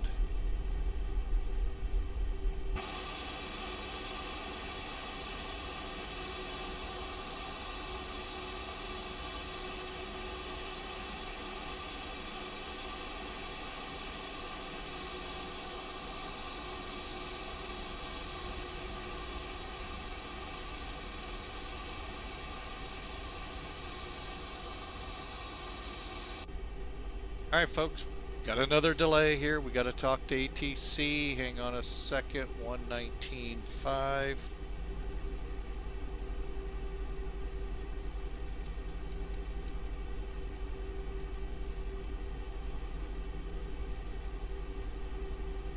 Alright, so we're cleared. 7007. Remarks cleared.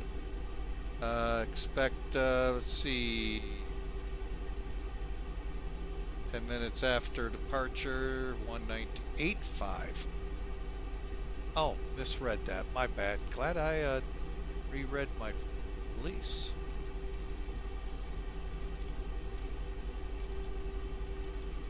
Eight, 5, 0. 350 out of the primary targets I'm seeing, so I think you are on Unicom 122.8. Continue there. If I see someone coming in airspace, I'll give you a ping. Otherwise, Unicom 122.8. Thank you. Alright, I'll switch back to 122.8. Delta 2860. Denmark approach United 1809 is airborne 2300. 1809, Potomac departure, radar contact. Thank you. Turn right hang 360, climb maintain flight level 190. 360 and flight level, can you repeat that? 360 United 1809. Head north heading 360, flight level 190. Good morning. Good afternoon. 60 on the heading and 190 United 1809. Potomac approach, northwest 857, holding short 19, ready to go. Northwest 857, Potomac departure. Good afternoon. Well, on board, wind 2108, runway 19er at DCA, clear for takeoff.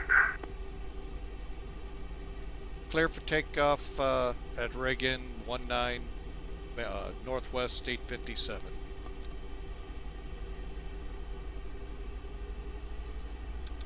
Southwest 438, Potomac departure. Good afternoon. Stepped on someone you might not have heard. I'm clearance on request. Standby.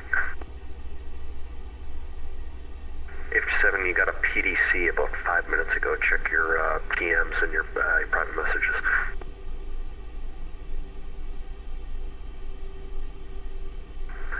United 1809, clear direct Reagan's joining the departure.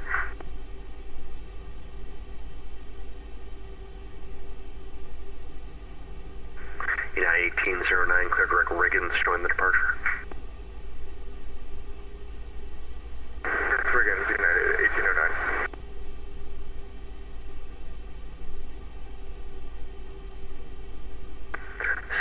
Southwest 48, 38, Okay, you got it, or do you want a verbal? Alright, let's get this timer cleared.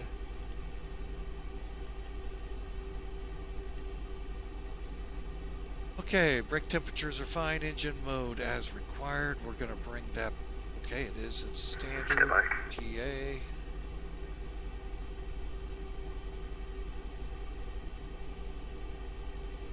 Throttling up.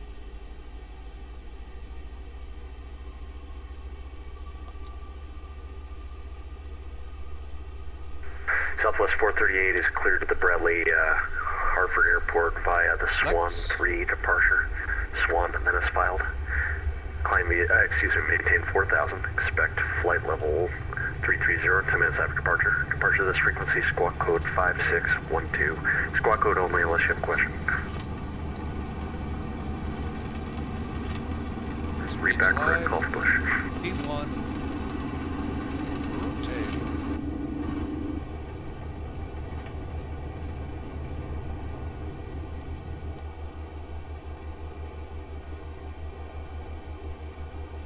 Positive rate.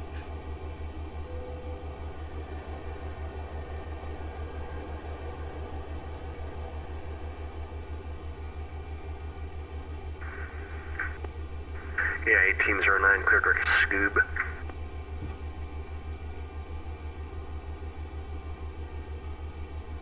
Clear direct Scoob United 1809. Departure northwest 857's airborne from Reagan through 1700 for 5,038. Northwest 857, Potomac departure, radar contact, climb maintain 17,000.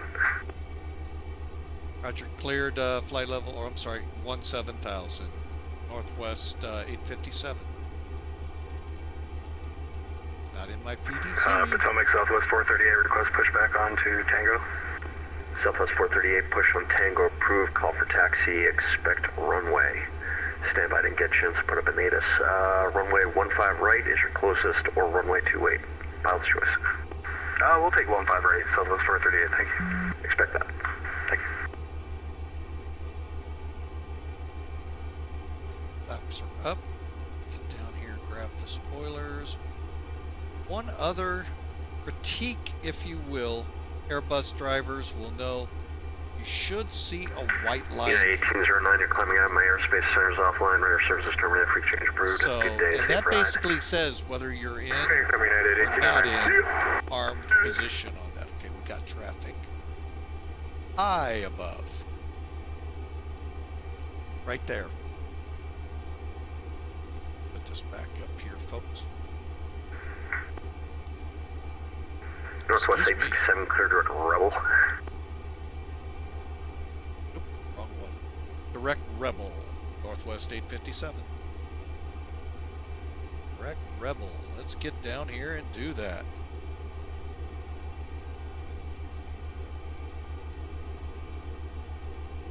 Actually, I'll do it from this one. Direct Rebel. Insert.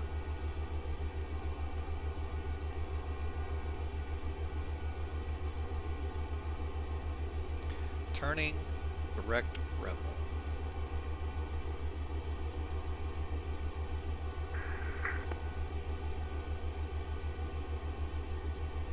One thing I meant to do was check frame rates, but lo and behold, they came up on us, so I missed on that. My bad. I was going to check frame rates while we were on the ground.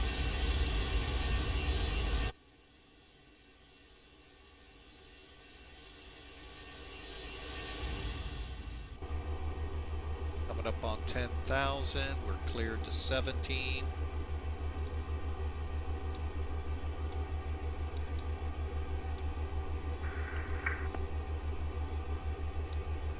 Okay, lights are off. Accelerating. What are we going up to? 300.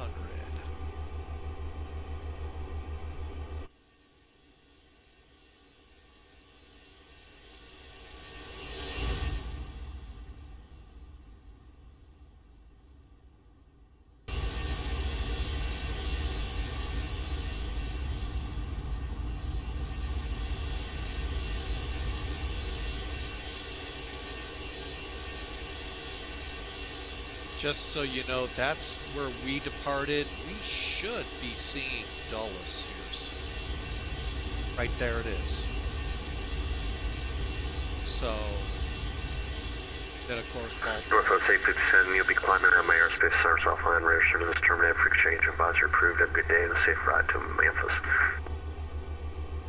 And Northwest 857 copies, cleared to flight level 380 out of your airspace on 122.8.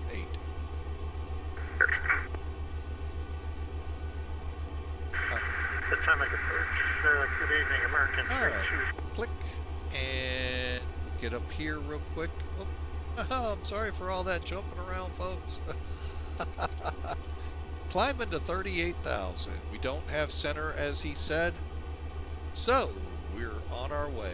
I knew something was in the works, but he wasn't showing on Sim Toolkit or Sim Aware that there was an approach. And when I came on, there was no sign of an approach. So, but I saw an ATIS, and that tells me someone's in the works.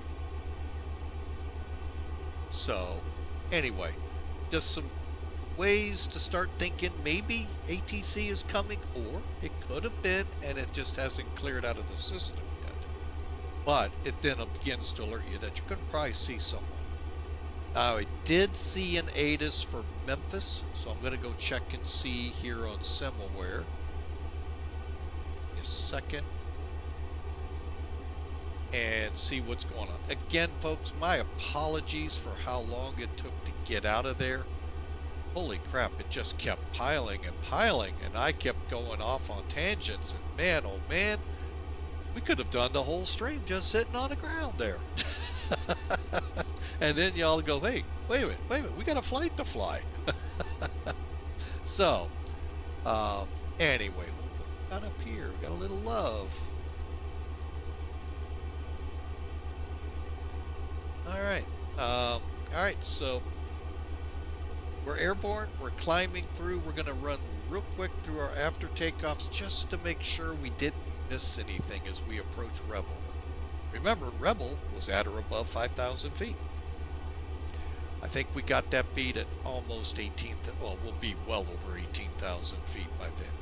Okay, 18,000 feet, if you all remembered in the pre-brief, that's where we changed to 2992 in the States. Give you a clue, folks, in North America. That's right, Canada, Alaska, Hawaii, well, those are parts of the United States, to include San Juan and most of the American territories out there, but most of Mexico. I haven't run into anything in Mexico with a transition different, and a lot of Central America doesn't, but definitely North America, it's 18,000 feet all in that continent. Makes it a little easier on the pilot that he knows, okay, you cross that, we go to from standard to our altimeter setting for the airport, or what we're told, or climbing up, we go to standard. It makes it simple, but always pay attention. It could, like in Europe for sure, cities can be different. Countries obviously could be different. So just always really pay attention to your ATIS. That's your first clues. All right, folks, enough babbling from me. Let's get this thing on its way to Memphis, get some barbecue, and see what we have going. Well, I think I've seen this commercial, I don't know, every run we've had here, every 20 minutes or so. So, folks, if you're new to the channel, new out there watching or lurking, hey, I would love for you to hit that follow button. All it does, folks, first off, it's free. We all like free, especially in the flight sim world. But in the streaming world, free is just as, just as important. We're going to go ahead and put these into cruise. All right, we're done with this. All right, but it's free, and if you tick off notifications or click notifications so you get them, all that's going to do, folks, is send you an email when I go live, and that way you can follow along. Now, down below, I haven't set it up for next week. I've got to do some a little bit of soul searching, and I'm going to explain that here in a minute, how we're going to set up next week, because that 4-letter word that starts with S and goes to now, otherwise known as snow, is back in the forecasts here, and of course my shift always seems to be the one hit by it, and I end up staying up 24 hours, and sleep very hard to do when it's expected, not knowing what it's going to actually do. So that's why the schedule hasn't been put out yet. I also think I have something on the schedule that I want to make sure I don't book a flight, to stream on. So bear with me. I'll get to working on that probably tomorrow. So it'll be up. But anyway, you can always find it where I'm going with this on the Twitch channel. Down, click the About tab, and you'll see it right there. Flight schedule, stream schedule. Maybe I'll change the name to it to make it sound better. But yeah, we'll be flying next week. I just don't yet know what days. I do work Monday or Sunday, Monday, and Saturday. So those Monday, Tuesday, Wednesday, Thursday are great Thursday, Friday are great streaming days for me. But I think I have some things I gotta either deconflict or just not stream those days. So, long story short, my problem, and unfortunately for you, I'm not broadcasting, but I'm not in this about me. It's all about what you guys, it's for you. So,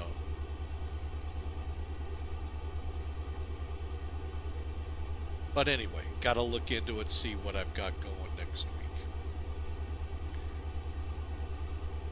Alright, so like I said, we are headed out here. We're through 26,000. I'm going to go ahead and turn off the wing lights. Even though they're really not bothersome yet, but as that sun gets lower, the lights right there under those windows, you know, illuminate, making it a little difficult for some people to sleep. So make it as comfortable as we can. So folks, enjoy the climb out, enjoy the flight. I'm going to take a quick run to the bathroom and I'll be right back.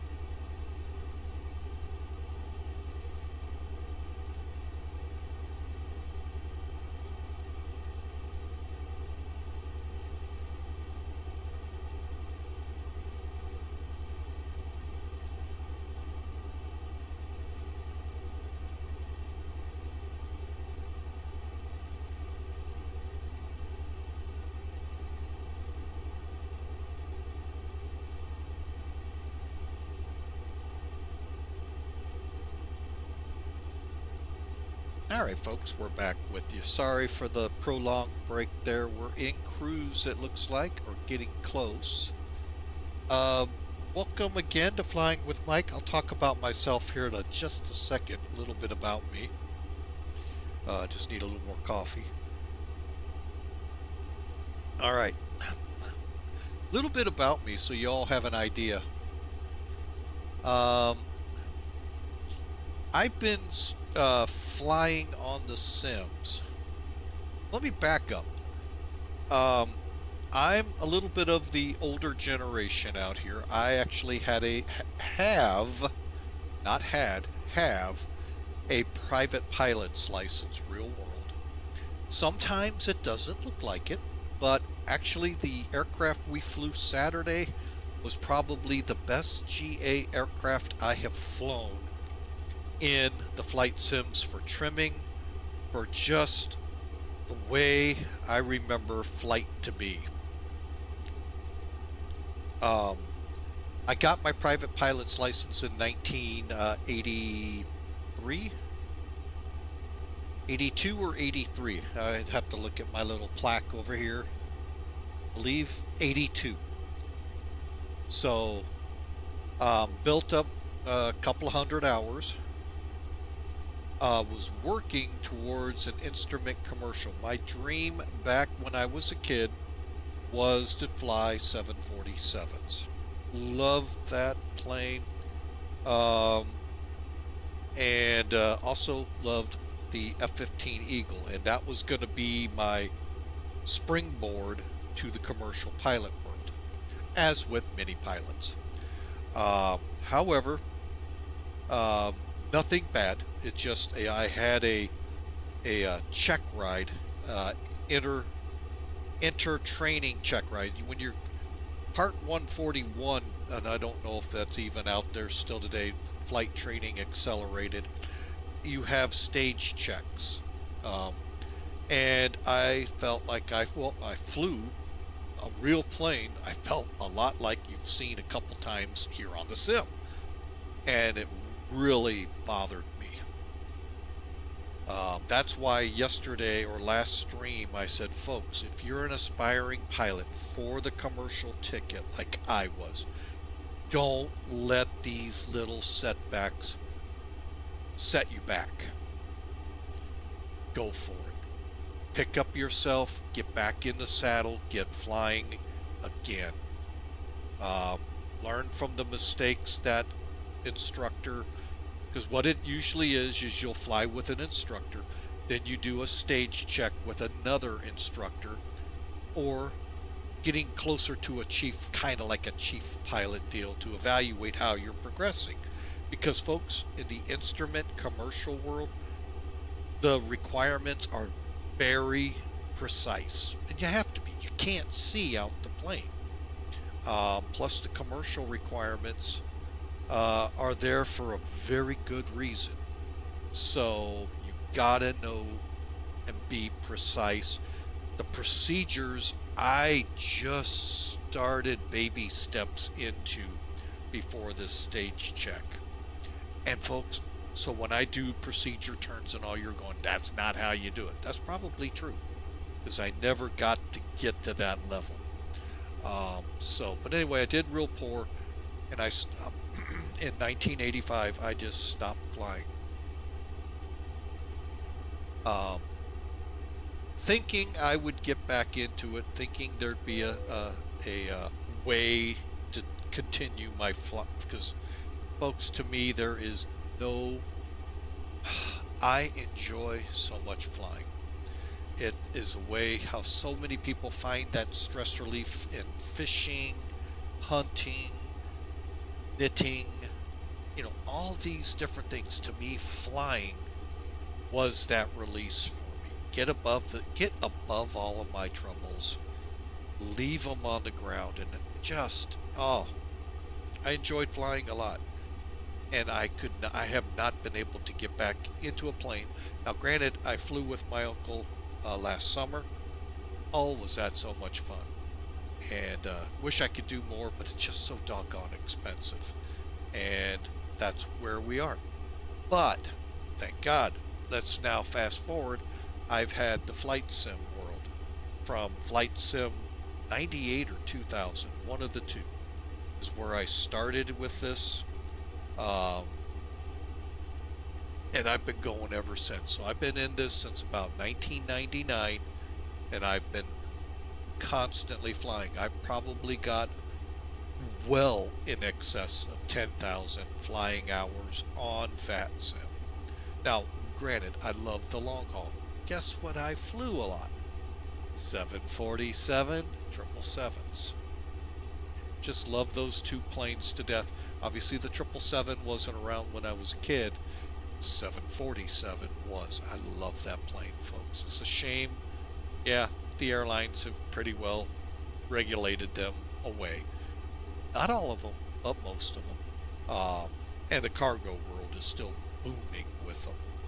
So there you have it, folks. There's a little bit about me. I hope you, please, if you are one of those young individuals looking to get your wings to fly with an airline. I know it sucks. The requirements have changed so drastically. Compliments of a knee-jerking senator in New York who didn't see the whole picture. But it is what it is. We can cry over spilled milk as much as we want. It's not going to change it.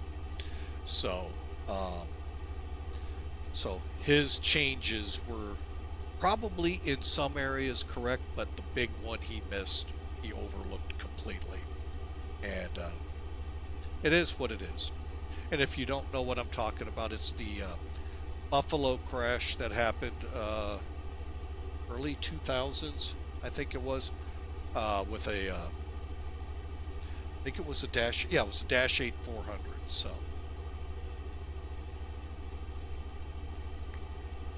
anyway, Mayday is a great show out there, folks, if you can find it. Takes you through accident recreations and investigations. You'll see what I'm talking about, where the true problem lied.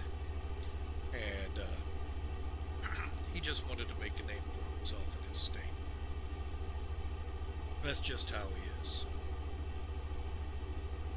Thankfully, I'm not in that state. I've got my own problems with the governor. Anyway, that's not what this channel's about. We're not going into politics.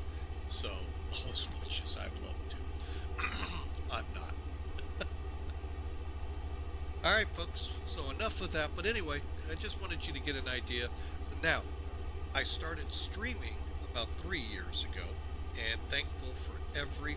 I'm going to tell you right now, Walker 125 is a moderator for the channel, and he will tell you personally how much I was kicking and screaming to do this, because who the heck would listen to me?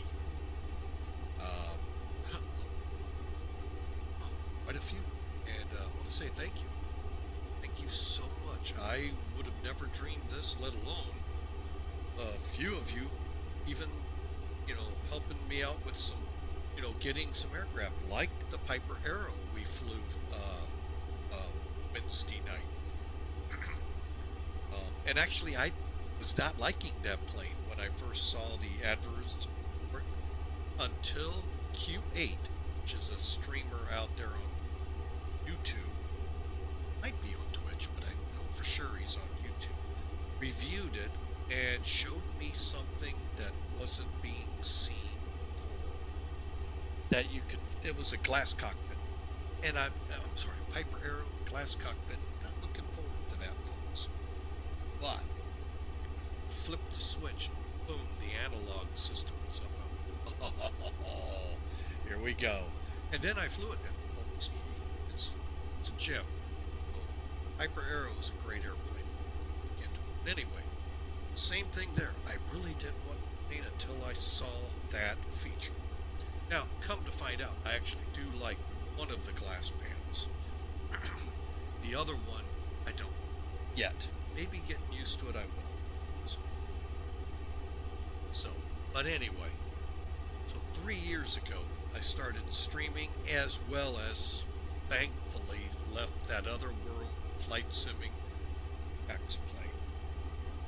And so glad I did.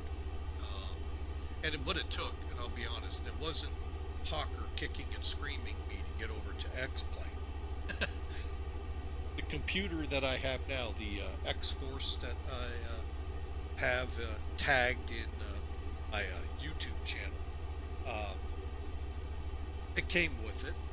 But before that, I had a computer that finally made FSX. Oh my God, it was a gem to fly. I'll give Microsoft that. It finally became a gem to fly.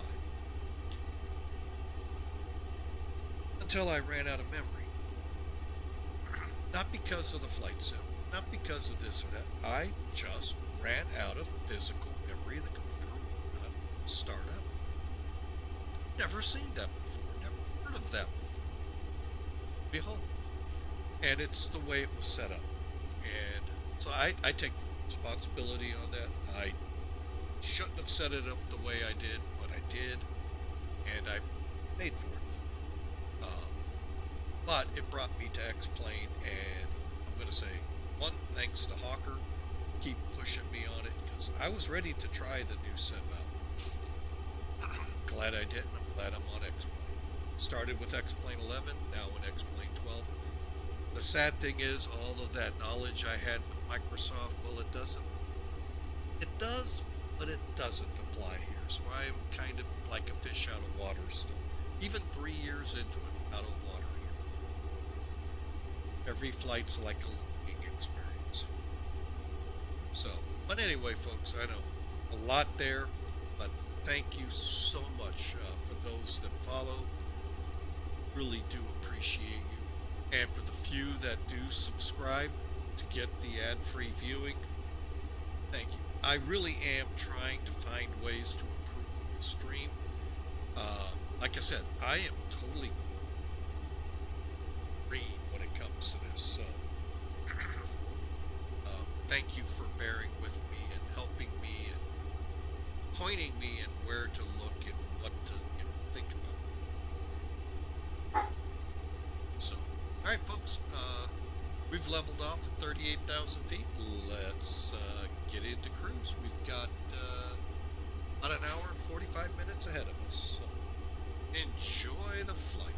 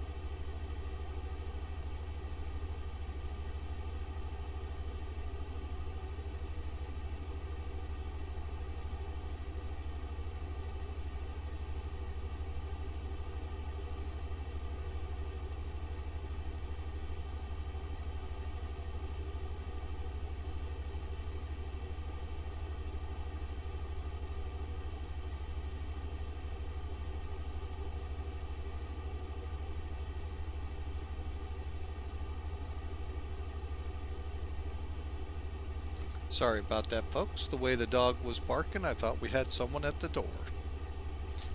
All right, so we're on VATSIM, headed to Memphis. Let's see if I can figure out. Or somewhere over West Virginia, I can definitely tell you that. All right.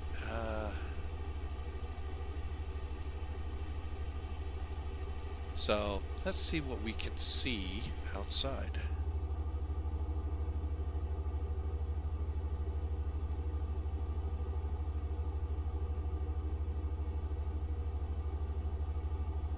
And I'm going to tell you one thing I really have loved watching with X-Plane is the clouds. The weather, albeit... Wait a minute, what did I do here? The weather, at times, during the development here of X-Plane 12, as we went through the betas, up until we finally started the release, which we're in, betas that come out, as they go into a new version of it. And the weather has just become so amazing. My only criticism, and I'm pretty sure by listening to the or reading the texts in the X-Plane Discord channel, it has to do something with where they get their weather from. Because it's always raining. Always raining. Even in Southern California, where the song says it never rains in Southern California. It rains there every time I'm there. But no, on a serious note, folks, that's so true. And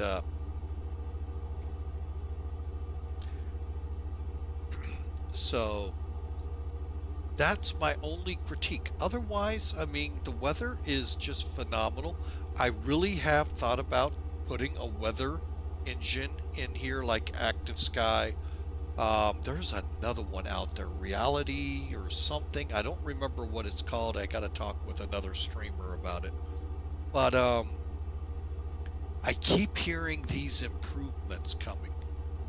And that's what keeps me, do I want to pull the trigger where I could put the money elsewhere in the stream that comes in revenue-wise here? Elsewhere into the stream, or put it towards that? So that's where I get wishy-washy. And then I like I said, I used, with the help of the subscribers and the donos and the biddies and all of that, to be able to bring to you the Arrow, and what a plane. That's probably gonna go up as one of my best buys here, next to the Tolus aircraft and the Fearless 747. This one's good, folks, but I see some problems with it where Tolus I don't. Well, I do. There are some little things that I wish they could find a way to incorporate on top of. Does that make sense? Include. Maybe that's what I'm trying to say. Sure, that's saved. It did. Okay, good. But overall, it's a good aircraft. They're all good. And what that little thing is, we'll talk about it more. I'm going to try to get a Tolus flight in next week, so that we can contrast. Now, can't apples to apples here. We're going to be doing kind of an apples. It'll be apples to oranges, but really it's the same plane, just the newer engines. Okay, these are what are called CEOs, which are the older engines. The conventional is the way CEO goes, and new N for the new engine options. Anyway, it's the bigger looking engines on the Airbuses, the Neo engines, and we're going to fly that. So performance with the aircraft, is a little different because of that, but there are some things TOLUS includes that Flight Factor's building up to. And looking forward to once we get a more stable platform in X-Plane, which I think every one of them is stable. I don't know where some of these arguments come from the developers, but I'm not a developer, so I don't know. But I think the Flight Factor, if you're flying for a virtual airline, and I do fly for one, matter of fact, the one we're flying for today is like that, where it is very picky, very particular. Let's use the word particular instead of picky. In the aircraft matching, both livery, engines, to what's scheduled, besides all the other things they're particular about. But if you're in that kind of a VA, there aren't many out there, but there are more than you would expect. Then great CEO engines for the Airbus, and I don't know of any in the other platform. Now, if you're lucky and can fly for like a Millennium airline where you can fly any, as long as it's a narrow-bodied aircraft, you're fine. So, unless you're in that, this is a phenomenal plane for you to fly. Fits the bill and works. That airline we're flying for today, by the way, you're going to find this kind of fun. Uh-oh, did I spell it wrong? Of course I did.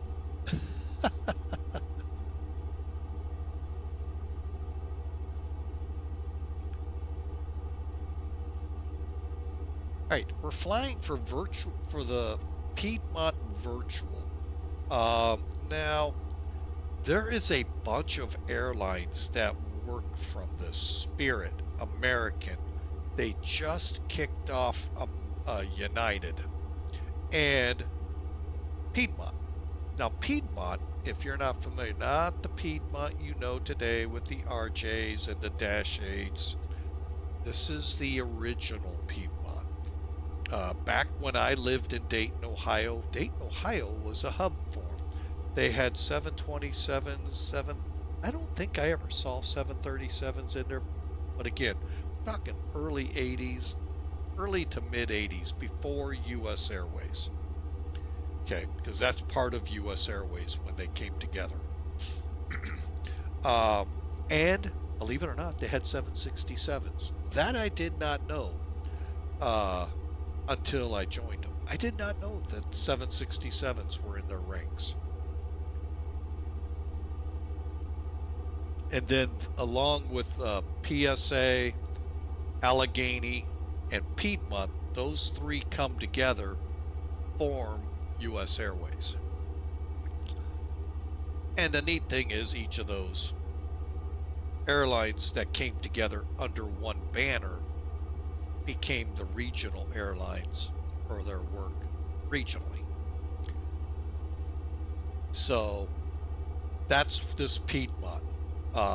And it's, they fly, it's just amazing. I fly a lot of routes, mostly with the 727, but they also within Piedmont have taken a lot of other historical airlines too. Northwest, Ansett out of Australia, and Pan Am, and a few others. Now I also fly for a Pan Am Virtual, but they have Pan Am flights within here. But again, gotta fly it right what the schedule says. So if it says A320-200, well, an A320-200 back in the days of the schedule would be conventional engines. You got to have that. And that's where Flight Factor comes in, and that's why I say this is a really good buy for you.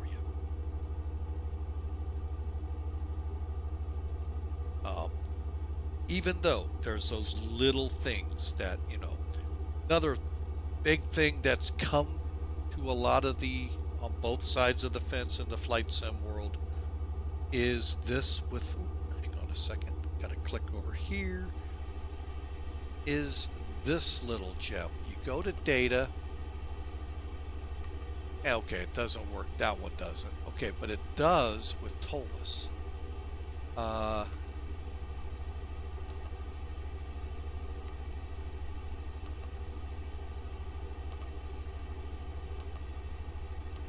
And you can see these systems here, the pilots use to do a lot of what they do in getting the plane turned in 40 minutes. However, we're kind of stuck, you know, where we are. So I think that background noise is still a little bit too high. Go. Still a little bit. All right, there we go.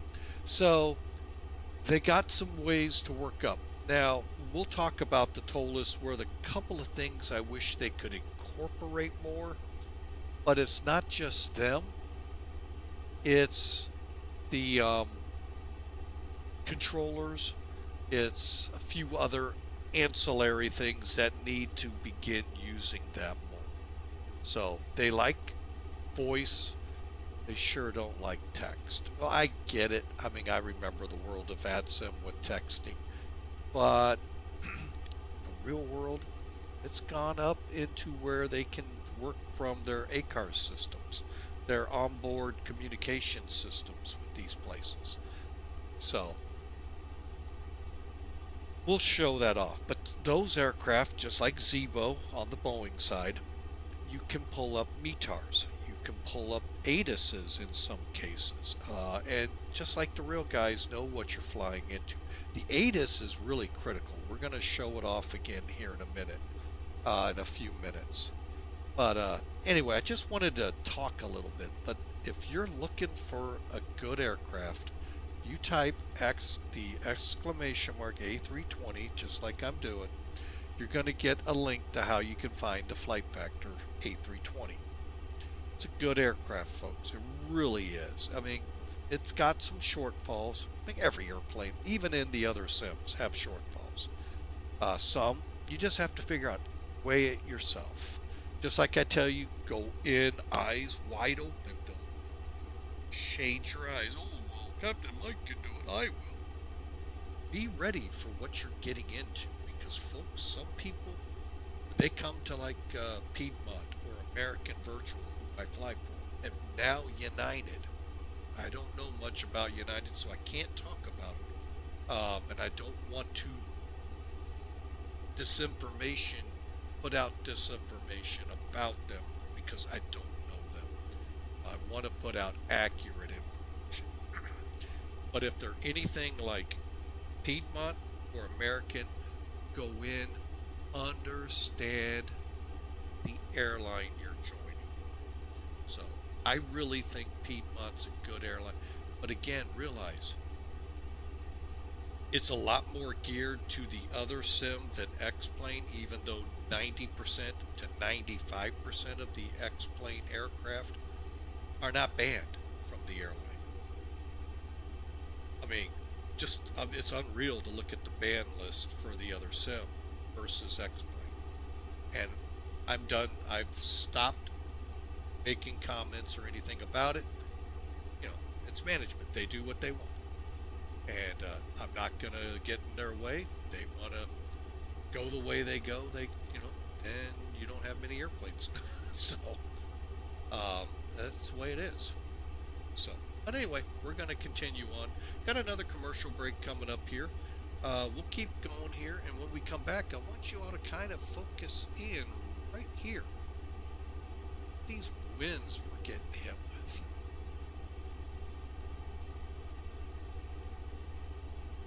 As we get ready to go over Charleston, West Virginia, Charlottetown. Clouds? Oh no. For a second there I thought, are we in clouds? Look at that. Great job there, Austin and the Laminar team. Great job. Quick shout out here while I got a few seconds. Hey, subscribers, thank you so much. Thank you for your investment in the stream. Sure appreciate you coming along board and helping out. Like I said, we just purchased the Piper Arrow from V-Flight. Highly recommend it. There is a video out there at our YouTube channel. Thank you so much. Sometimes I feel, just giving, well, not me. I mean, it's Twitch that's giving you the ad-free viewing or subscribing. So, but thank you so much. So, and to the followers, thank you for coming alongside, being a part, keeping us, keeping us out here, keeping me going, helping me find new things to talk about, to look at, to new destinations to go to. Oh my gosh, I love some of the pre-flight I do before the stream, but that's some of the fun. So thank you, followers, for being a part. And right here, folks, as I was saying as we were at commercial break, wow, Laminar and Austin, what a beautiful landscape you have below us with these clouds. And by the way, folks, this is that massive storm that hit. If you're from the United States, you know there was in the news this massive storm that came into the West Coast, mostly California. It hit other parts, and a lot of flooding, a lot of landslides, a lot of snow up in the mountains, and it's finally coming through the Rockies, but it's split into some chunks. Two that I know of, maybe more. But the first one went through Chicago yesterday with some pretty severe weather. This next one's coming through here. By the way, out ahead of this thing, we're in the 70s. Behind it, they're talking snow. Welcome to the Midwest, as I like to say. And, I know you all in your countries can say the same thing. So it's just amazing. So, I teased you all with this. Now let's go back and look at it. In the pre-flight brief, we talked about the winds. At the time of setting up this flight, the average wind was 273 at 135 knots. Currently, we're battling a 279 degree, 150 knot headwind.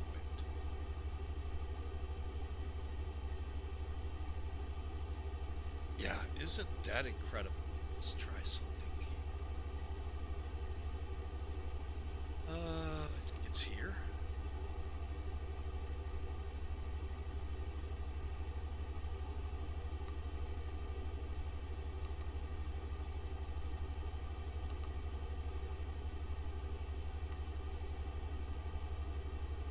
Okay, so you can see how this is what came up in our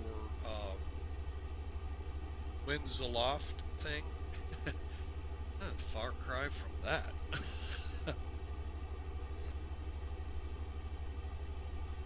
So, yeah.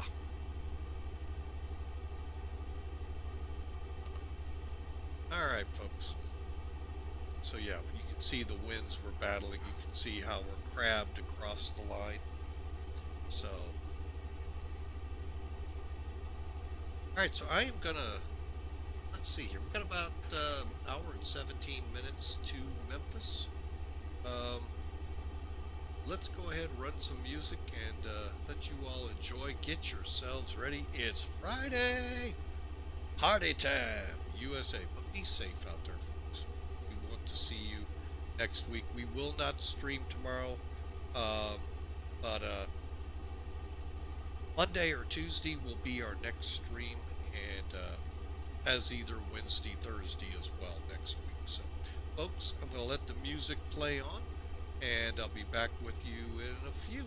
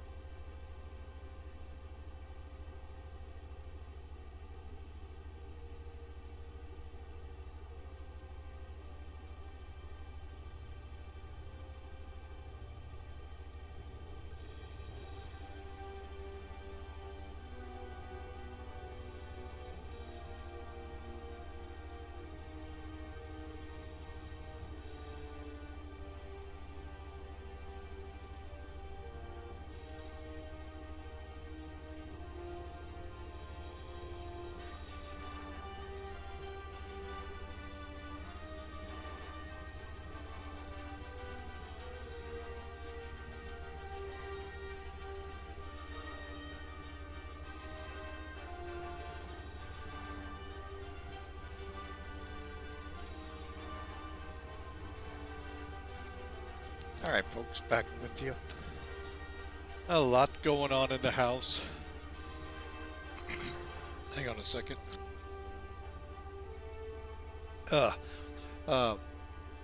Youngest has a baby shower tomorrow, so a lot in the progress today, getting ready for that. So that's why I've been in and out a lot. So, but anyway, we are running pretty much on schedule now. Hour 5 minutes out, and should be on the ground in Memphis a little after 5 o'clock.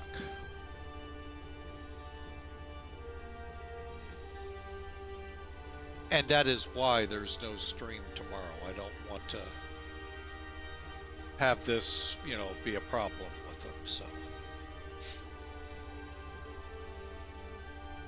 All right, so weather is still looking really nice out there.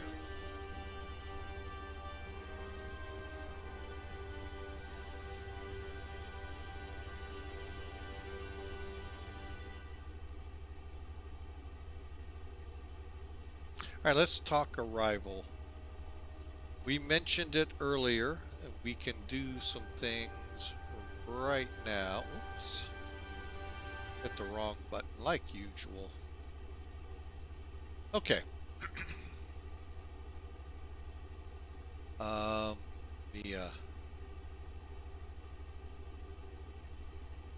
Make a quick change here in the way things are presented. There we go.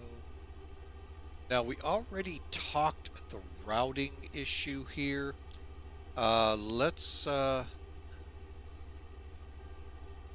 get into the details now.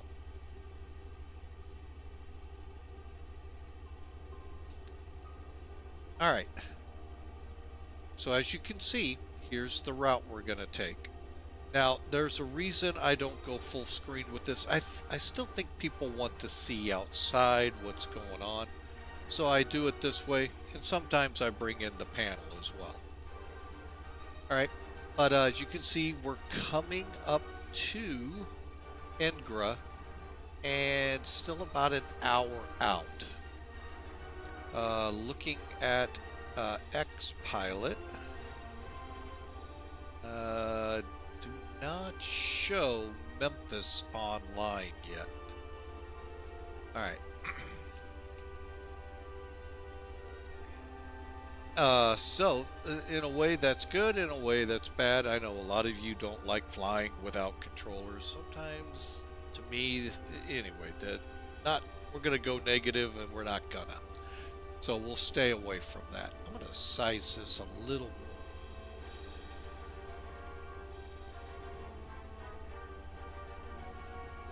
See how that looks on the screen. Okay, hopefully a little bit more readable. Bear with me 1 second. My glasses are driving me nuts. Give me a second.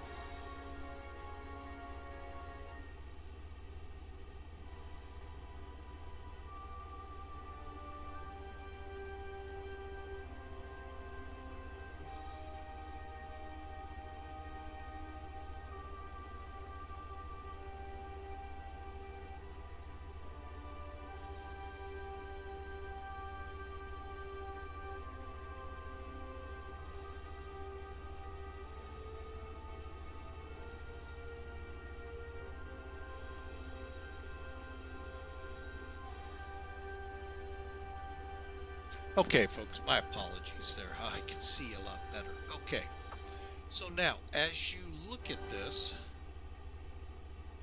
I didn't know that. Oh, okay, cool. I just learned something that I didn't know. Charts.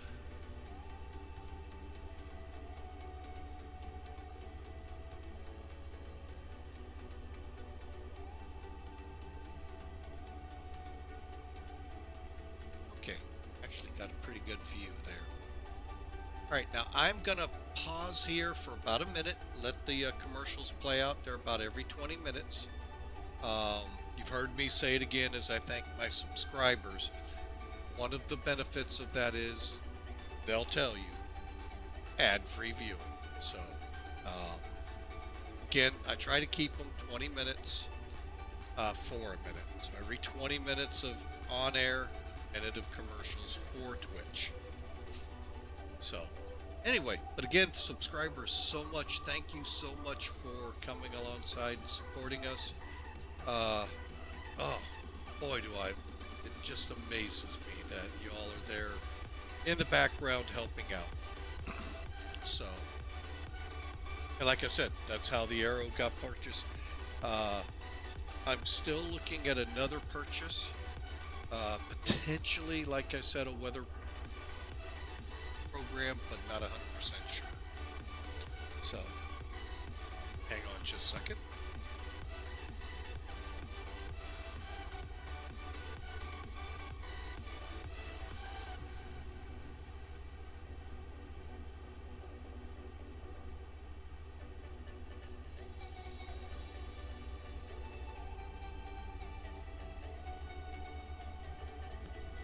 Okay, sorry for that, folks.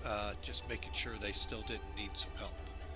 All right, so as we talked about here, but then again, I'm looking at purchasing yet something else, and maybe down the line we may try to help beef up the audio visual here.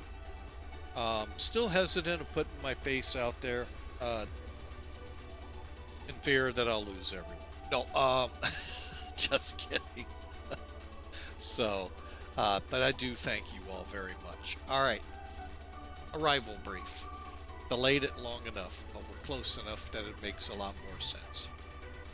All right, so we're coming into Memphis 18 Center on the Bluz 3 arrival, ILS approach. Okay, transitions, final approach course. So, all right, for those of you in instrument training, I'm going to try to do my best to do justice in this, and commercial pilots, I know I'm going to fail miserably, but hey, we're going to do our best either way. Okay, weather in the Memphis area. Currently winds 209, cool. 10 miles of visibility, that's one thing we don't have to worry about. Visibility or ceiling is 1,400 feet. Now that becomes, when it gets under 1,000, I start getting a little nervous, depending on where I am. So right now, I'm not too nervous on this. We're overcast at 2,300. The ceiling is set by a broken or an overcast. BKN in your METAR OVC. Anything else, be it scattered, be it few, does not set the ceiling. And we'll talk about that more when we get to the minimums for this approach. So right now, things are looking good. Okay. Now, the neat thing about charts, that's what you're seeing here, NavGraph charts. It is payware. If you already keep your FMCs up to date with your simulation airliners and GPSs, for a little extra on that subscription, you can get this program, which will give you the charts for the world. Now, if you're going to stay in the U.S., you know, SkyVector's free, folks. You can pull that up on SimToolkit and, you know, use it there.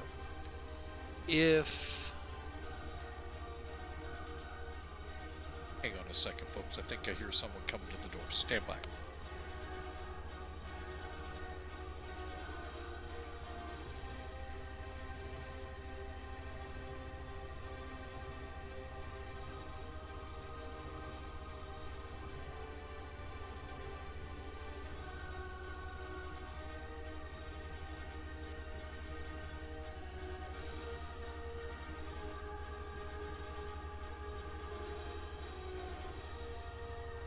False alarm.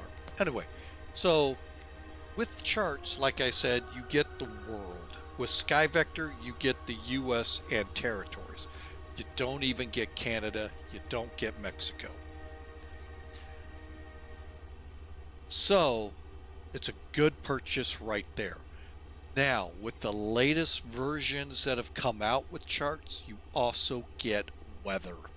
You can impose the weather here. Whoops. Sorry, got to click the weather button. Click radar. And if there's radar in there, it will put that weather in your radar. Look at that, it's starting to show up.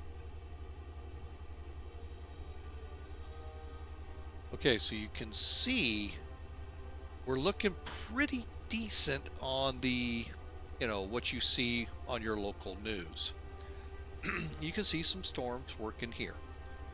So you have that as well as an overlay. Plus, you know, like you saw, a whole bunch of things you can go into. METARs, SIGMETs, reflectivity, cloud cover, temperatures, jet streams, winds. I mean, look at all of this stuff, folks. Unbelievable. All of these overlays can be put into place on here. Okay? Really love it for that. And you've got it over here, like you see, METAR. And what it takes is for those that can read this, great.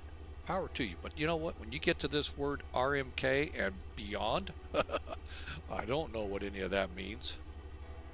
But I do know A, 2995's altimeter setting, temperature, there's your clouds. I'm going backwards, I know. 10 miles, and there's your winds and your when the observation occurred. But it breaks it down right here, folks. In order. Remarks. RMK, that's that section there. Automated station with a precipitation decimeter, sea level pressure this, hourly temperature of done, dew point of done. So, I mean, really cool. Hang on, we're not done yet.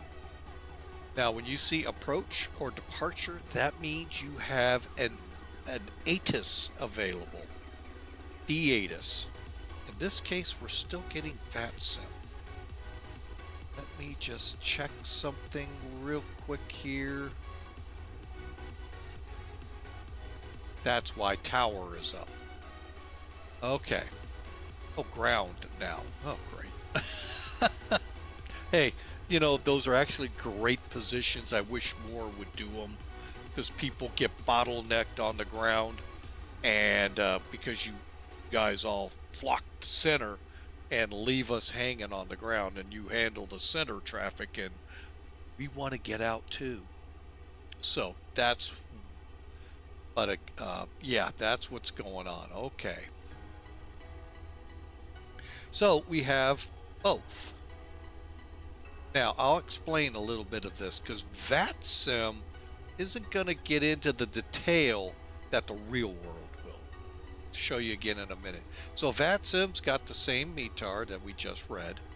ILS approaches in effect for 18 right, 18 left.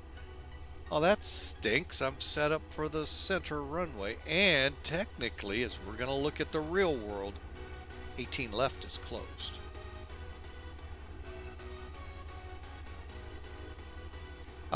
Simultaneous approaches, birds, blah, blah, okay. Now, let's take a look at this in the real world. Whoa. Yeah, lots of stuff, and 18 center. Here, they put 18 left and right. Real world, there's our METAR again. Approach in use, 18 center. Then it tells you departures, right, left. Okay, so they've got the left side open again. Okay. Taxiway Kilo to the ramp and Charlie is closed. There you go with some more stuff here. Let's push down to here. These codes. These are going to tell you, folks, what's going on, especially in the winter time. Summertime, it's always wet. Winter time, you can run, well, no, I shouldn't say that. You could get volcanic ash and stuff like that, which could degrade your braking ability. But you got runway 27 code. Okay, well, let's just go to what we're planned. 18 Charlie, center. 555. That means basically we have a wet runway with good to excellent braking on it. Okay. 18 left, condition codes 555. Okay. That's what we're looking for, folks. Now, when you get 333, then the pilots start adjusting their approaches, or 44433. You know, it's not necessarily going to be the same number. It could be 412. Oh, God help you with the 1. That means braking action's near nil. So, and that's when you got to start thinking. If you got a 4 on one end and a 3 on, something's not right with the middle. So, but that's what these are all about. That's what I do outside of the firefighting portion of the airport. That's what I'm going to be doing Sunday night if the snow materializes.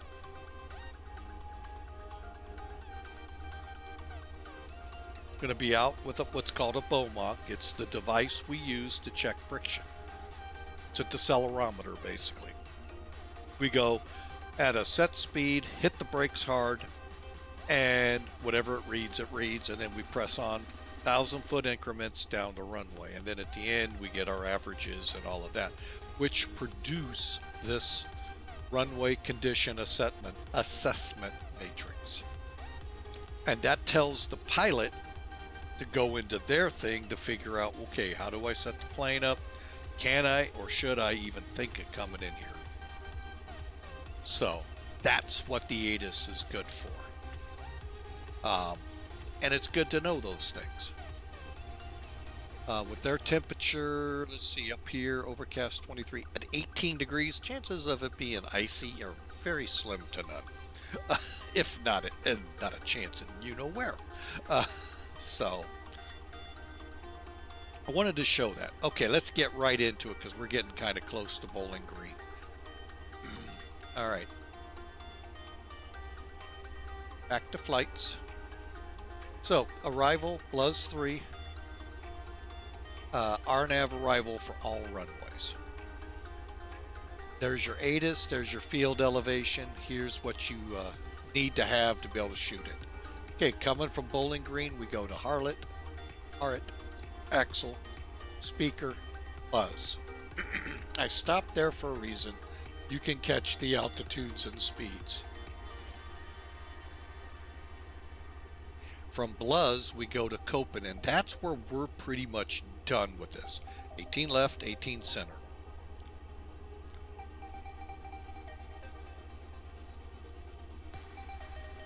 Okay, then we'll expect vectors on to the final approach. Well, it's only tower and ground, so guess what? We take ourselves to the approach. All right, and at Copen, 10,000 feet, 230, we'll continue our descent to make whatever the ILS says. Now, got to go a little in depth here. Okay, the briefing strip at the top. Okay, again, there's the ATIS. We saw that on the star. Now the approach, depending where we're coming in, who we would go to first. Then our towers. Again, depends runway. Depends, again, runway, which ground, or in our case with VATSIM, it's whatever VATSIM frequency they choose. Now, localizer. The Airbus models 319, 320, 321 and up automatically set this for you. You have to set it in most of the Boeings. The 777 and above, I think you don't. Maybe the 747, 400. Been a long time since I've flown it. You may not have to set it there, but the 200 you did. So, so you need to know what this is because you need to check it. It's going to be 111.95. It'll also in the Airbuses set the final approach course, 180. Jaldo is our basically our final approach fix, and it's 7.5 miles out. Now at Jaldo we need to be at 2,000 feet on the glide slope. Decision altitude, decision height. Okay, and bold will be mean sea level, or as I like to call it, above sea level, which is different than your height. This is above the ground level. So if your ground is at 13,000 feet, and your decision altitude's 8,000, can't be. Because sea level's got to be at least to 13,000 plus some. Now, you could have 100 or 200 feet above ground level, but you're going to be like 14,000 on your altimeter. Okay, so that's the difference. It's just where is the measurement being read from, either from the sea level or from the ground level. Bold, sea level, parentheses, ground level. Airport elevation, touchdown zone. Whew. That's almost 100 feet there, folks. Or no, that's over 50-foot difference. Wow. I didn't know that about the airport. Here's your missed approach. Out to Kesey. And there's the requirements. Again, 18,000's our transition. Okay, we're going to come in at Lori. Head to Jaldo. And then on to the airport. 17.5 is Memphis, which hopefully we'll have on one of our radios. So, real quick, Lowry will come in at 3,000, descending down to 2. Jaldo, if you see what looks like the X that marks the spot of the treasure chest that pirates did on their maps, got to be on glide slope 2 at this point. So make sure GS is active, otherwise you need to get it down and do it yourself.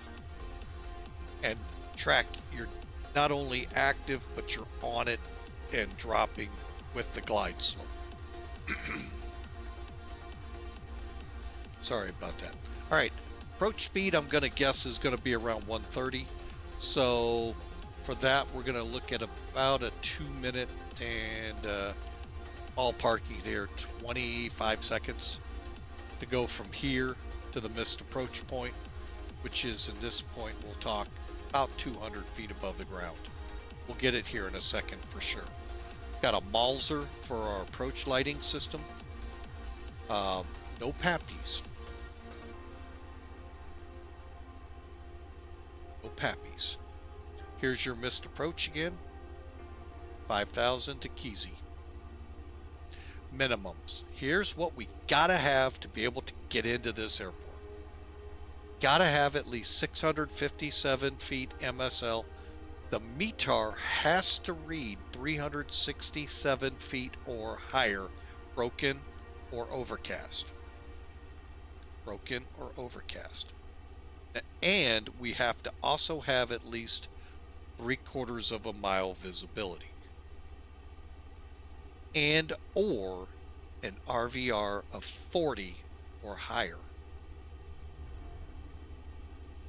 Okay, let's get that pulled right up real quick. 10 miles visibility. Well, that's a little bit further than 3/4 of a mile. 367 feet above the ground. Our ceiling is 1,400 feet above the ground. We're good to come in. And then if things,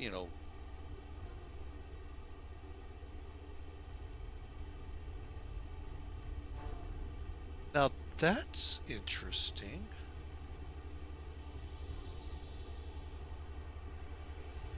The ceiling went up, but the visibility went down. This chart is really interesting to look at. If we have everything working here, 40 3/4 is the minimum visibilities. However, if we have a glide slope out, and we're just on the localizer, we can come down to 24.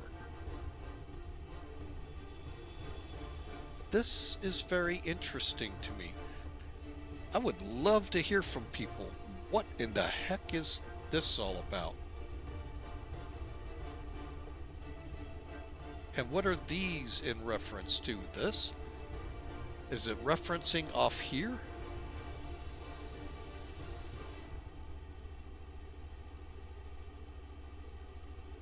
Huh. Because, I'm sorry, without a glide slope, why would I be allowed to come down lower? Because literally in an Airbus, you could. You're right there at the line. Anyway, question to the mass. Wow. All right, so there's the charts. Let's continue on. I know we're in a break. So let's get the McDo set up because I don't know how close we are to top of descent.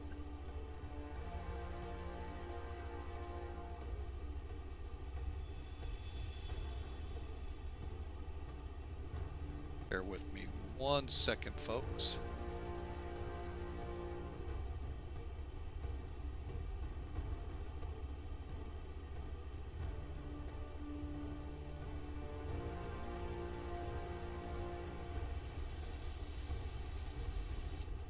Okay, all right, welcome back, folks. We're going to get our speeds here real quick. I just need to check what we're doing.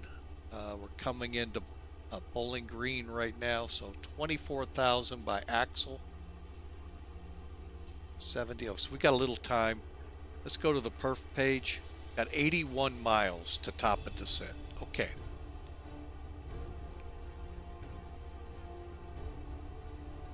The next phase.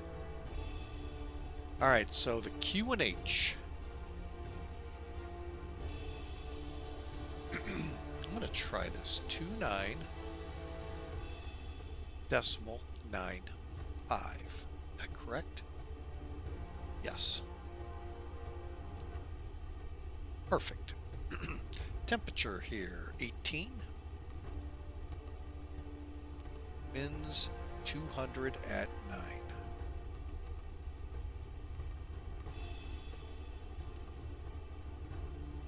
All right, and we worked on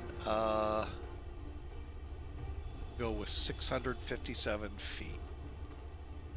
Now, this is where I use M for mean sea level, DH just for above the ground. So if it has an M in front of it, I go with the one in bold. And if I wanted to put in the 367, it will get rid of this and put 367 as our decision. Okay. So they are exactly the same point in the sky, folks. Same point. So just where we're reading it from. Just keep that always in mind. Hey, we just crossed Bowling Green.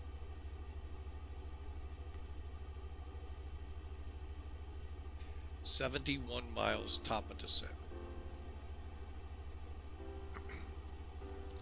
And you can start to see some of the blips below us. I'm going to go ahead and tilt a little.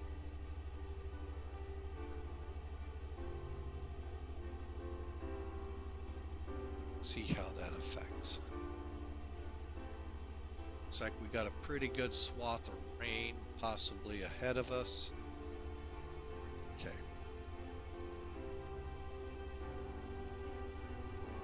And as we start our descent, I'll bring the tilt more to 0, possibly up a little, just so we get a good read on the rain ahead of us. And I never had a radar to work with either, folks, so I'm kind of literally flying blind.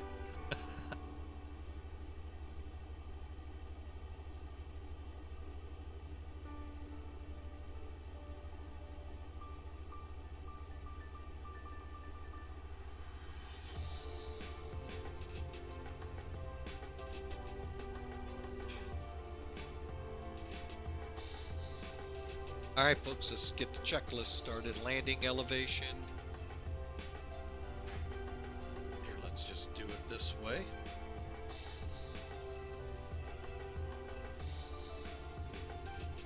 Maybe. Come on. There we go. All right, landing elevations, auto. Arrival is set. Approach is performance set. Just did that. Now, top of descent winds. Quite literally, you could do here, click it a couple times and get it that way. Or go here, click axle, access, request. And they're updated. And they're not really updated. Still doing the same thing, which is fine.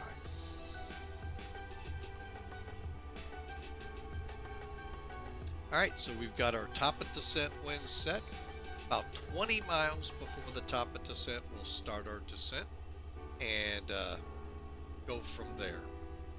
Again, I hope you've enjoyed this, folks. Sorry it has gone such a long stream. Like I said, we could have just called it there at DC as long as we'd been on the ground already.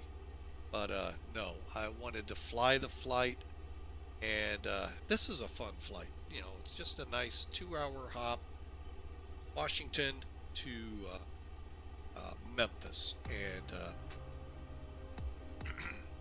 so yeah, it's been a fun time. I hope you've enjoyed, and if you like the content, you like the stream, we'd love for you to smash follow and join our family here. We also might as well, since I haven't done this yet, or it hasn't come up in a while,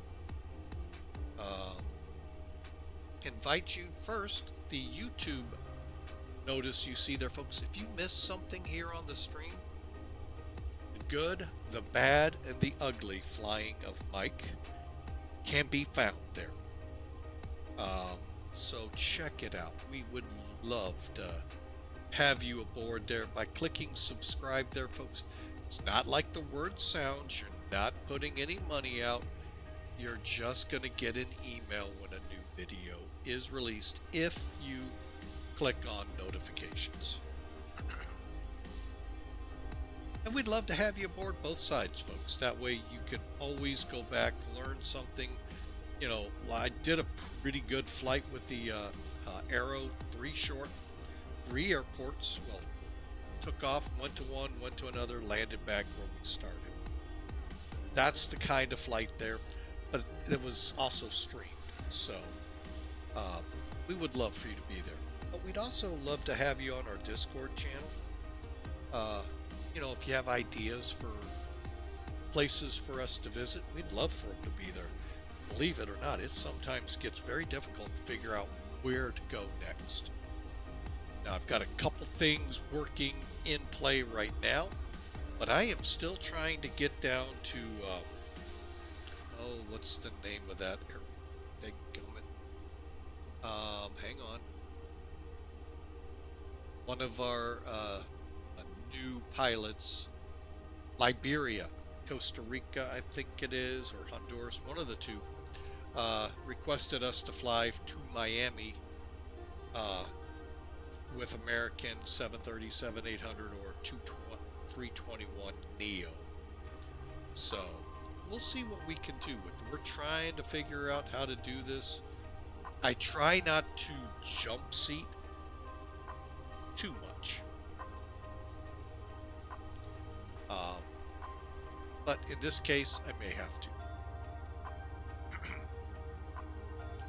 Just look at that, folks. Oh, great clouds. So, but anyway, there's great ways to be a part of flying with Mike.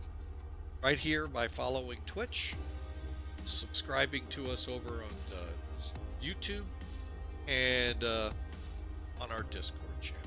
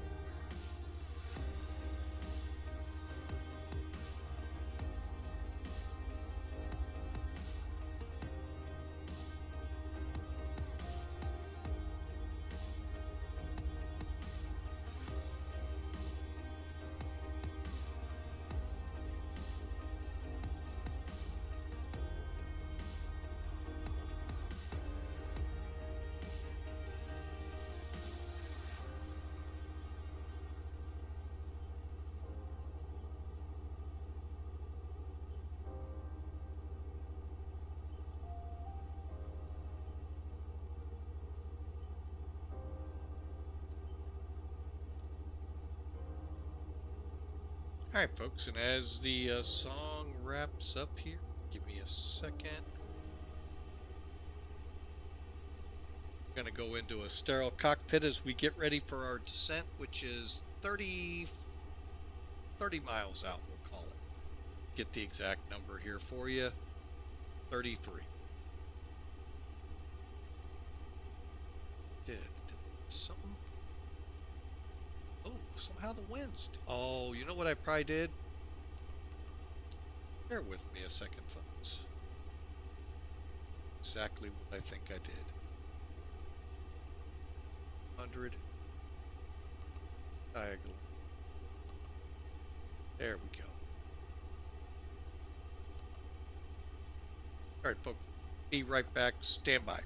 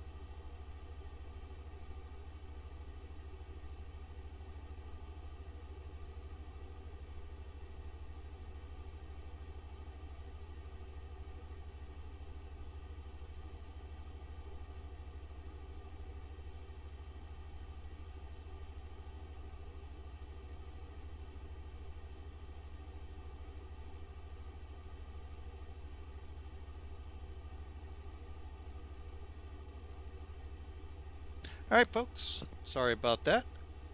All right, so we're coming in. As you can see up in the upper right-hand corner, I have charts up there. Forgot to get rid of that and that. So you can see the weather that we're going around. And then getting ready to set up for the ILS approach at Laurie.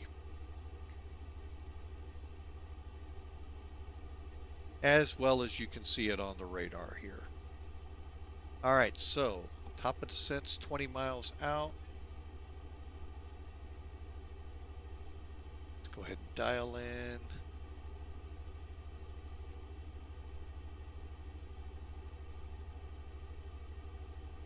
I know we had a 24,000 foot restriction somewhere, folks. There it is, axle. Okay.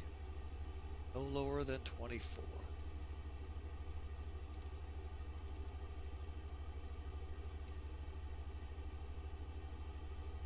Get that started. Make sure Memphis is not online.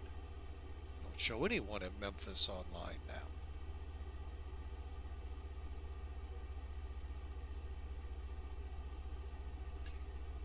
And that'll help me, folks. That's why I brought the X-Pilot back up.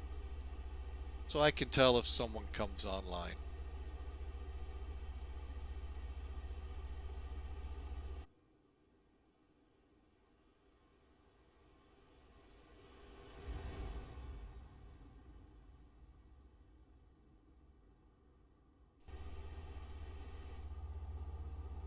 And again, folks, good look at X-planes. Weather out there, just phenomenal.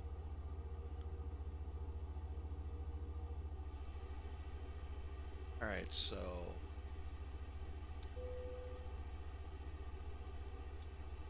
seatbelts and wing lights back on. Rest of this below 15,000. Okay, so we're in our descent now, folks.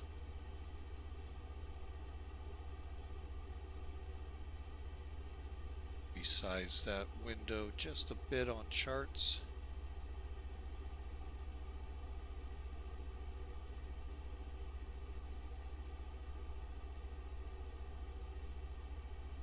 Oh, not bad. There we go. That way you can see. Now we do have a section of here that's not to scale.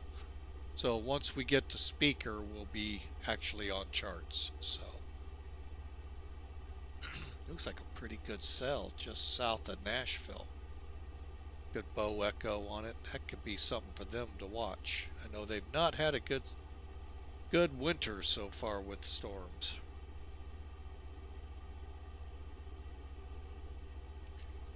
So, but again, this is how you can use these overlays to help you out, folks. Let me see what else we can pull up here.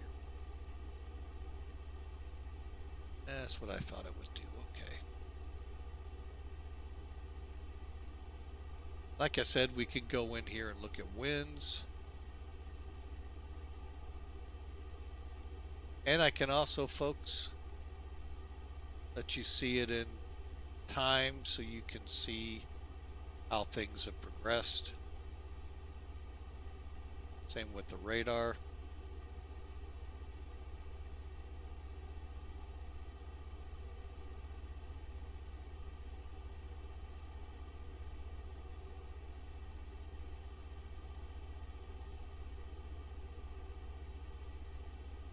So it's a nice little feature that chart's added to this. That wasn't what I wanted to click. That's what I, oops, did want the radar. Okay, so again, we're looking real good. The 555s for the runway, so shouldn't have any problems with braking. And if they've got snow, we got problems. At 18 degrees Celsius, if they got snow, we have problems.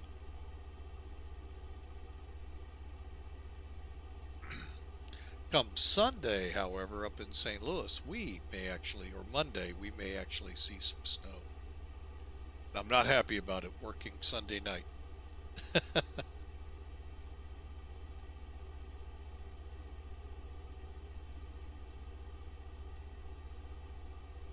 All right, folks.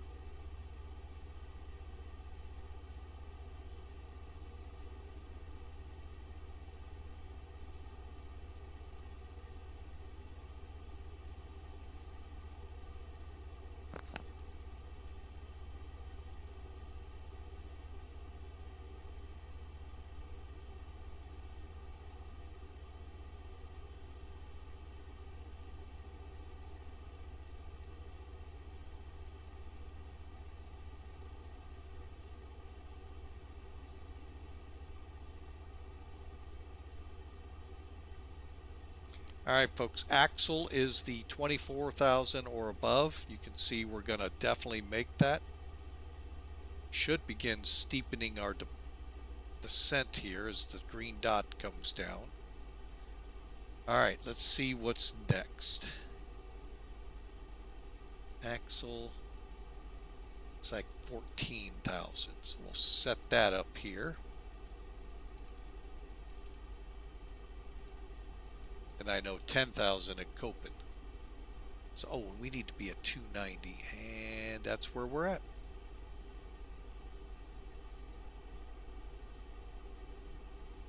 So again, hope you've all enjoyed. Thanks for flying with Mike again. If you're interested and like the content here, I'd love you to follow the channel. Just click that follow button. You'll get an email if you include clicking notifications, but it'll let you know when we're live again. Those of you following us over on the YouTube channel, when we do our basically what I'll do, folks, I'll take this stream, upload it to YouTube, and you just get to watch the replay. There'll be no interaction, unfortunately, but you can at least see what we did and maybe learn some things from it. I hope so. And that link is right here, and you can subscribe over there, and it's the same thing as like following. You'll just get an email. So we're in a commercial break right now, folks. Subscribers, thank you so much for being a part of Flying with Mike. Can't say it enough. You helped us get the Piper Arrow that we flew I keep wanting to say Saturday. It was Wednesday night. And believe me, we are going to see. That's one of my favorite GA aircraft out there. I did a lot of flying back in the early 80s with that plane. Love that plane to death. So you can guarantee there'll be more flights. But we're also looking for other things for the stream, be it hardware for the stream, software for the stream, or maybe even the sim in the form of whether, if, and when XP12.1 comes out. It should be coming here soon, folks. So, but again, thank you for your kindness and subscribing, and hopefully we can return with a better stream. Compliments of your help. Welcome back, followers and people just tuning in. We are currently coming over Speaker in about 40 miles inbound Memphis. Buzz 3 arrival in Flight Factor's A320. So, and we're flying for Piedmont Virtual. Get it right this time. And if you're curious about them, check them out first. I'm going to warn you ahead of time. I like the elevated rules they have there, but some may not. Especially those of you still a little weak in the flight sim world in your flying skills. You may get discouraged more and more by them. Go in eyes open. Read through, make sure it's something you're looking for. It's not like a lot of the VAs out there where you join. This one you actually really need to feel confident with your flying in the aircraft you fly. So, but check them out. I mean, they're a great bunch of people, great software, great tools for you to use. Just they can be a little bit heavy on the rules, and you know, VAs can be how VAs want to be. I've run a few of them, so I know how that can be. All right, so got about 34 miles. Radar seems to be clearing up. Let me do one thing with it. Swing over here and bring the tilt up a little. And again, folks, in all of my GA flights in the real world, never had radar, never had autopilot. I didn't even have the LORAN systems that were available in the 80s. Just had to fly VOR to VOR, or God forbid, NDB to NDB, and guaranteed to get lost when I used the NDB.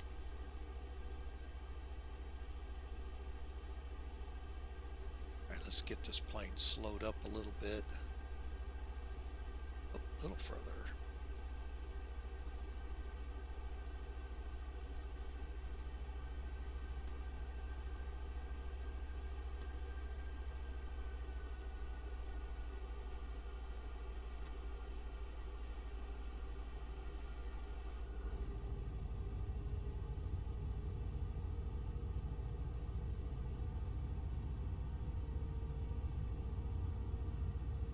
Starting to get into the cloud tops.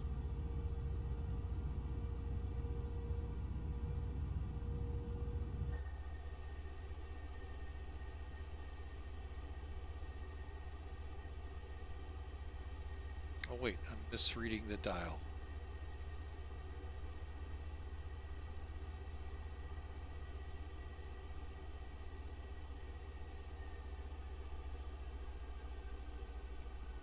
That's what I get for misreading, folks. Slow, not fast.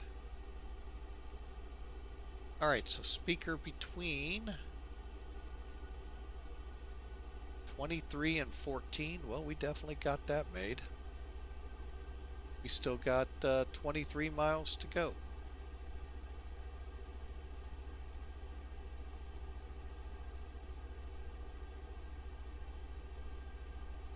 Alright, so I'm going to come off airports, go to constraints, and landing system, both sides, just in case we got to go Cat 3.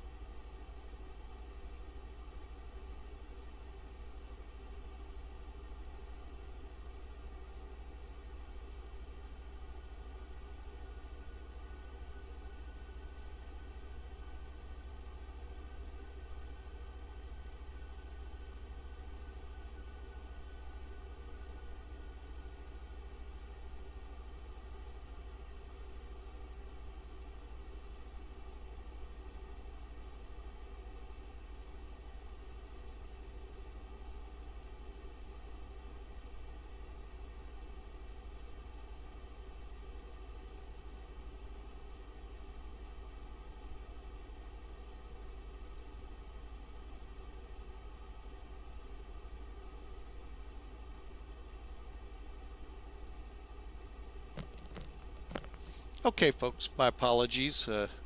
Had some guests just leave. I wanted to make sure I said something. All right, let's get our altimeter set here.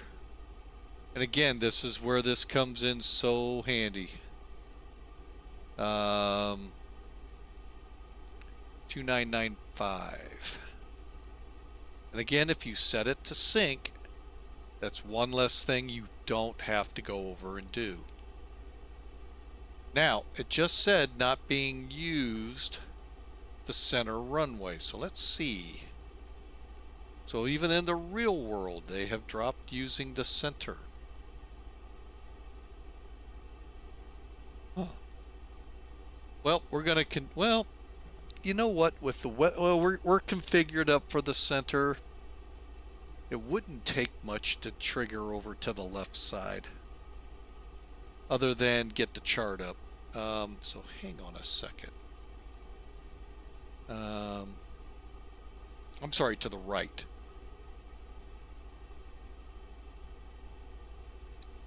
Copen. You know what? I am going to go ahead and get a setup real quick. These things do happen in the real world. Let's see, 18 right. Let me look at the chart real quick. 18 right. This is where we're going to end up, folks. All right, so 18 right.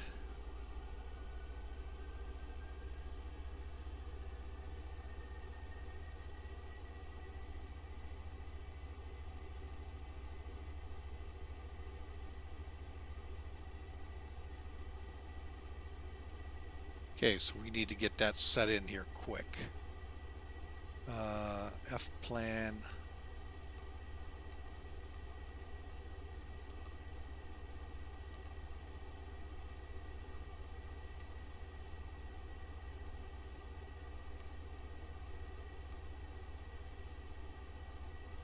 Which one am I doing?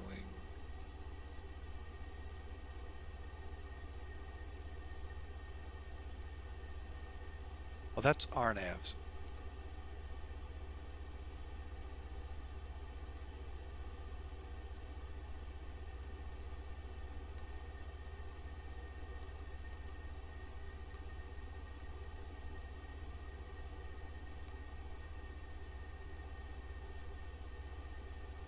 All right, let's keep an eyeball on it. So from Copen, we just do this.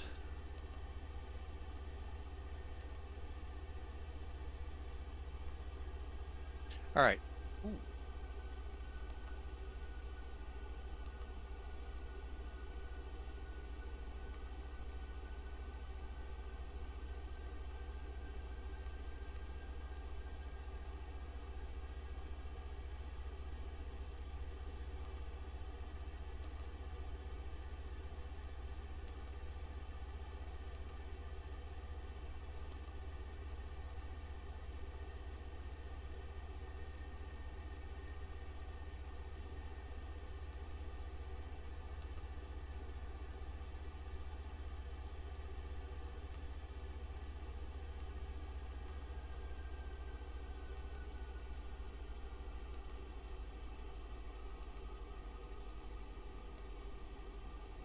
Dang it. Hang on a second, folks. We got to get down to 10,000 right now. Let me get that started. Okay.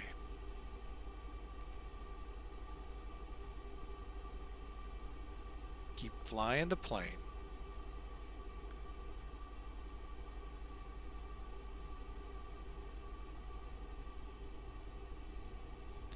Okay, so we got to clear.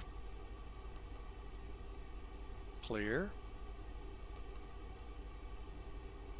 Insert. Look how close that was, folks. All right, and we're slowed to 230 for Copen. Okay, so let's rebrief real quick. So now we're going to be 109.9, 180, 2000 at Elvis. And then 200 we can do our minimums at now. So on the perf page, head over. Oh, great. Oh, they'll get us in a minute. 200.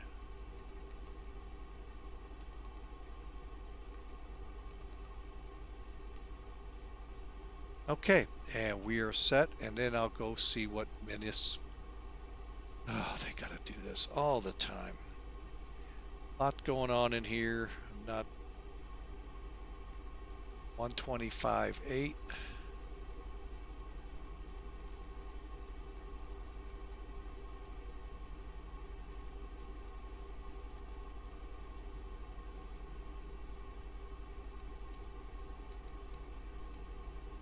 $125.8.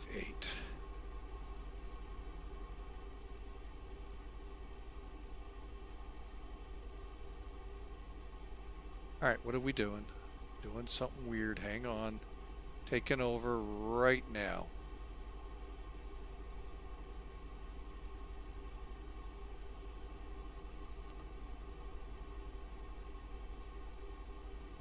Where is Braille? Okay.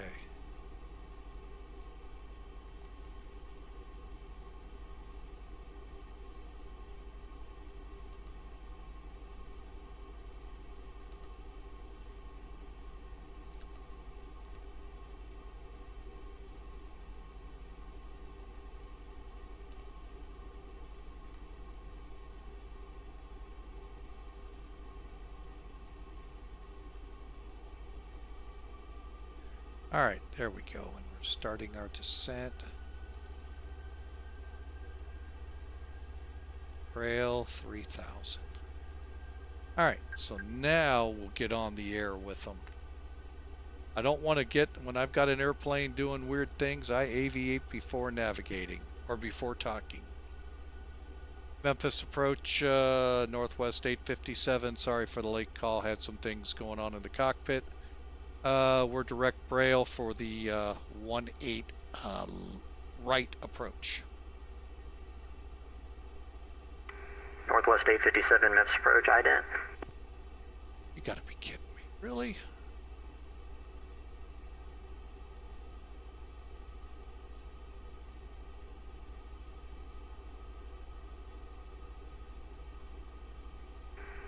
Northwest 857, radar contact 35 miles northeast of Memphis Airport. Memphis altimeter 299.5. Descend to maintain 5,000. Expect the ILS 18 right. And you can continue direct Braille.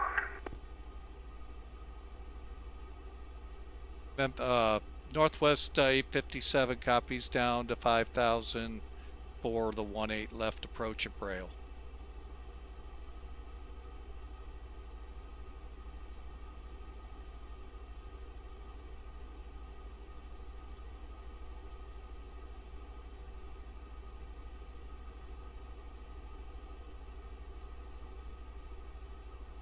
And I am showing traffic ahead of me. What is going on here?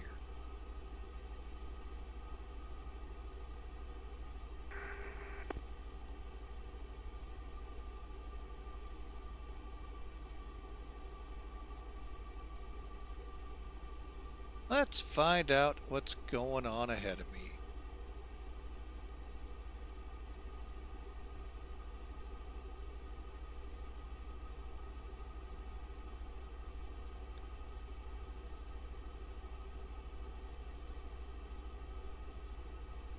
Okay, I'm going to take over. Delta 881, descend to maintain 3,000. Confirm Delta 2281, descend to maintain 3,000.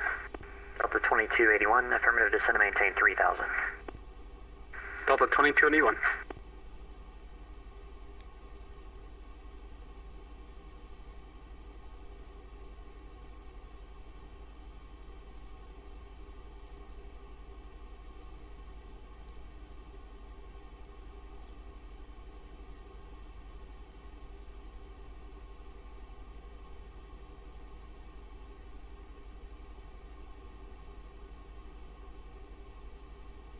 All right, folks, I'm looking at what's going on here. Okay, that's who's Delta ahead of... 2881, turn left heading 230. 230, Delta 2281.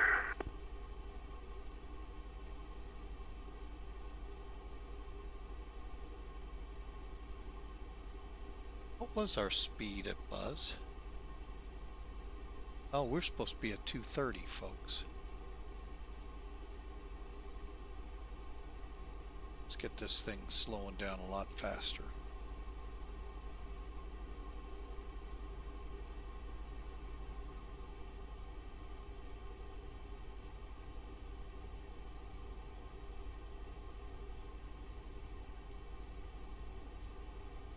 All right, there we are, 230 now.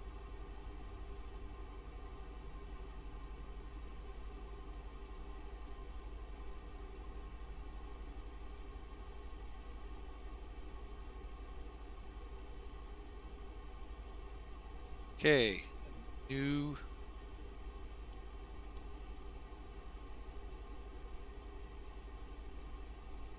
Delta 2281, can we start slowing, or do you still want us at present speed, which is 240? Delta 2280 on that present speed for now. I'll have slow for you in the next 5 miles. Alright, roger that, no problem. Thank you.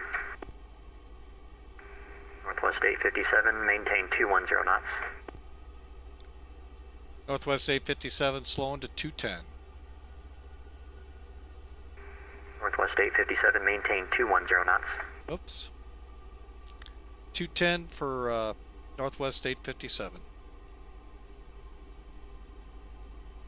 Delta 2281, reduce speed to 210. 210 knots, Delta 2281.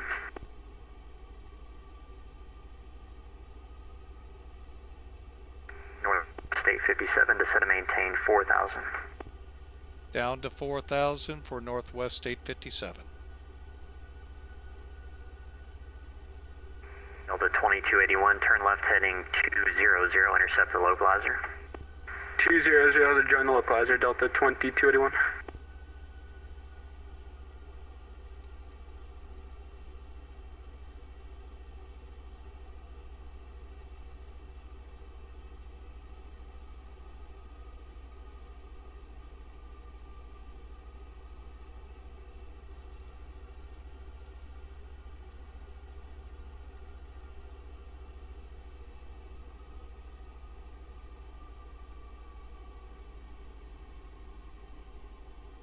All right, folks. I may get a little. Delta 2281, 5 miles from the outer marker. Maintain 2,000 until established on the localizer. Cleared ILS runway 18 center approach. Alright, descend to maintain 2,000 until established. Cleared ILS 18 center, and Delta 2281. Delta 2281, maintain 170 knots to Jaldo. 170 to Jaldo, Delta 2281. Northwest 857, reduce to 170, then descend to maintain 2,000. Okay, slow to 170, then down to 2,000, Northwest 857.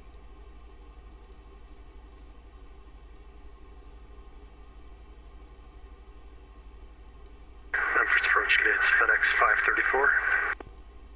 FedEx 534, Memphis approach. Hey there, just on the FedEx ramp looking for IFR clearance to Des Moines. FedEx 534, roger. I have it coming your way early via PDC. Okay, thanks.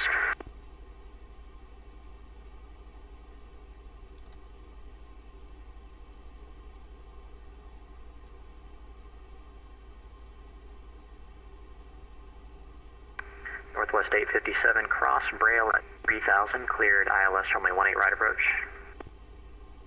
3,000 at Braille, cleared for the ILS, Northwest 857.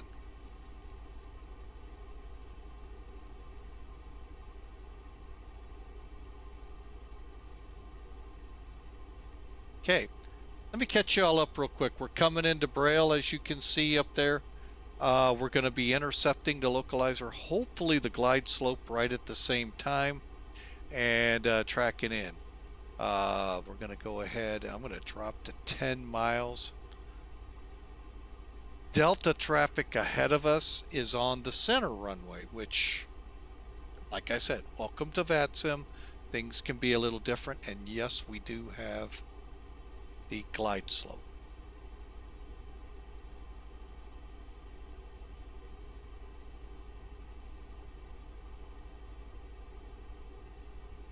Okay, we're at Delta flaps. 22 on runway 18 center, land. 18 center, clear to land, Delta 2281.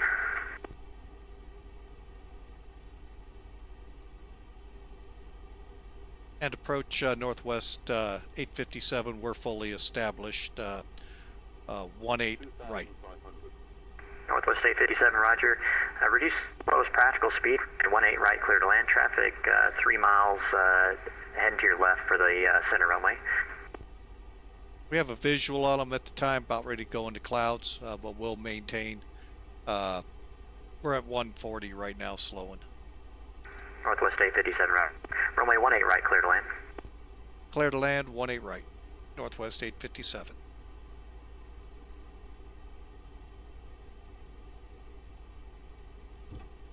Gear down. Thought we turned the signs on.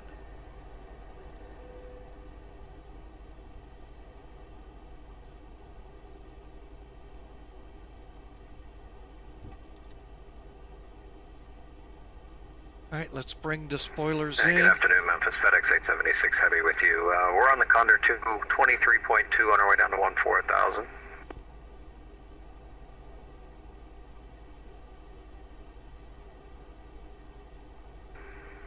And FedEx 876 Memphis approach, roger. Report 60 miles west of Memphis Airport. 60 of Memphis for 876.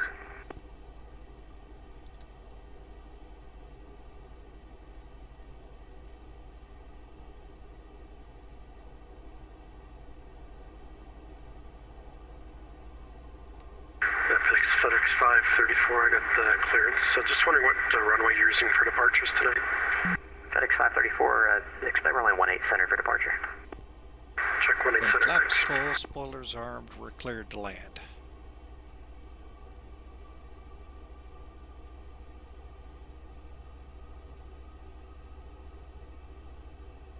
Memphis approach, November. 51 Mike uniform is 42 miles northeast of the Memphis airport on the, I forgot what arrival. November 51 Mike uniform, Memphis approach. The ident, 51 Mike uniform.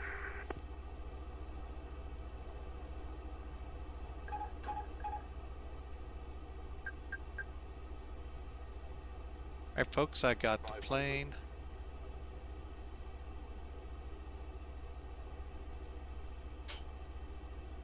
Coming right in. 400.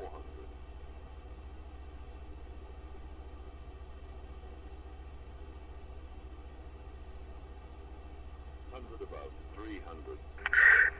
Delta 1604, Memphis approach. Okay, Delta 1604 Memphis approach. 200. Alright, I'm ready for taxi instructions. Landing.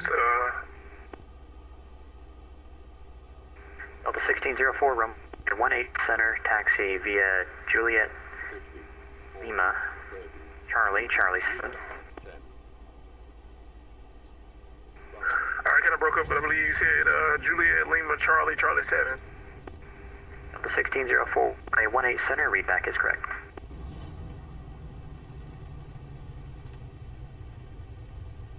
EBM 1 Mike uniform on the ident. Ident. Dual ident, TBM 51 Mike uniform.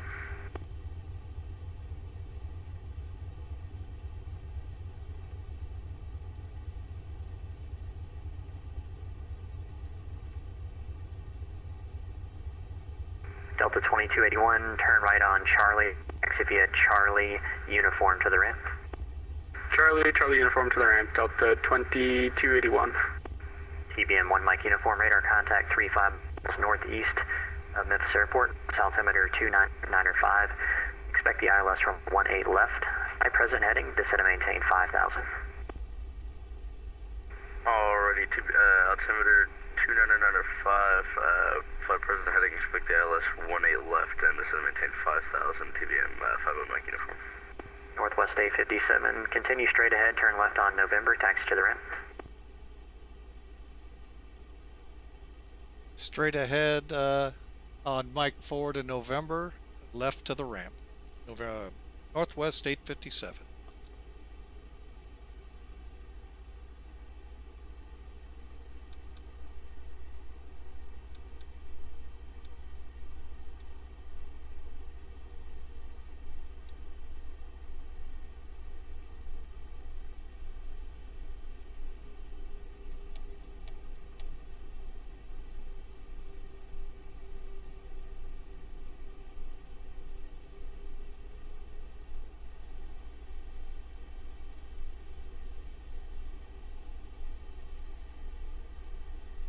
Alright folks, welcome to what used to be one of Northwest Airlines hubs that Delta acquired, and I'm going to say they gutted it, but I don't know if they did that for sure. APU can go to that. Let's get the radars off.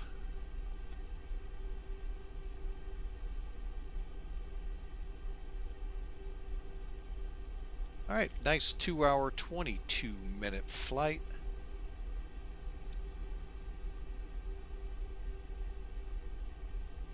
Alright, I'm going to go ahead and pull up the parking chart here just so I know. I think I'm going to head for, let's see what we have here. I think we're going to go on the end of this one. So let's try, so much of this airport shows construction.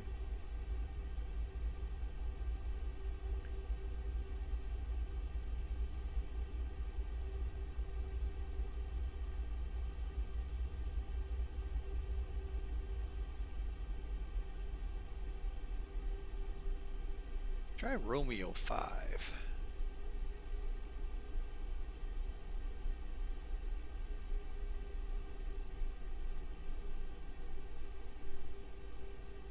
Well, what happened here?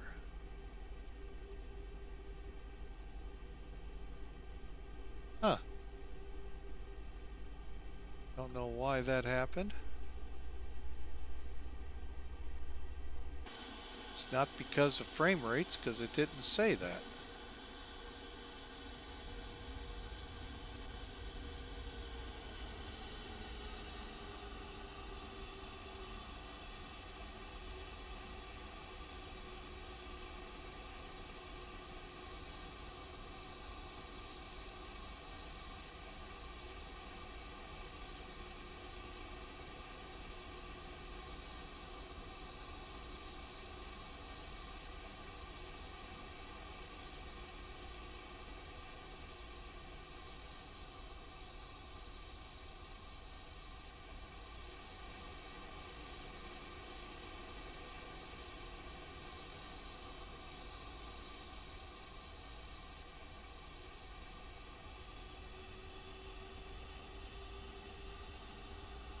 It's weird to look at this with hardly any jetways.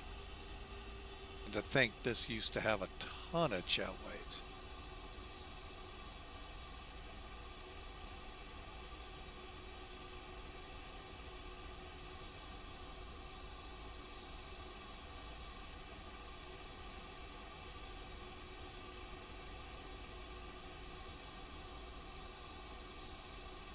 Memphis approach, TBM 51, Mike uniform back with you. The pilot client disconnected on us, gotta have it, we should have it back up now.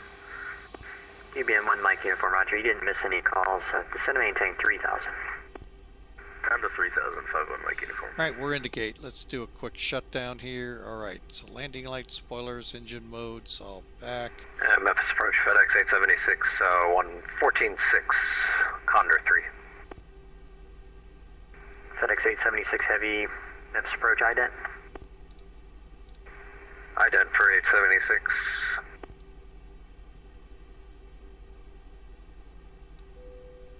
Alright, while we wait on the 876 APU. Heavy, our contact 60 miles west of Memphis.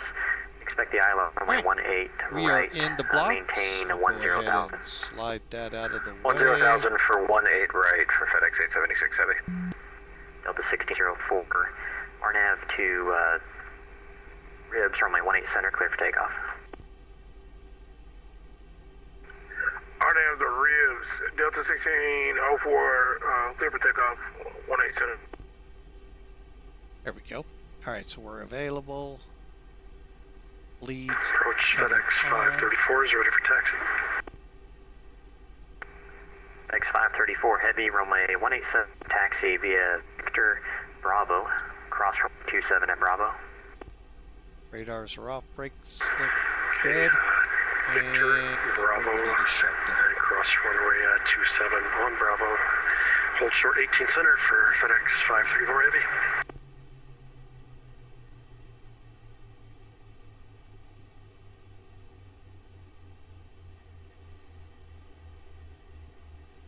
All right, lights are brought up, and let's get her.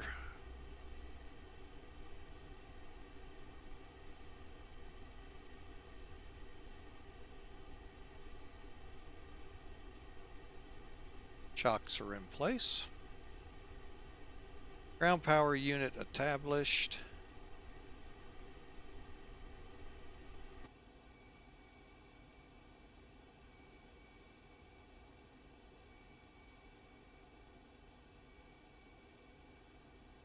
I really wasn't expecting that, folks.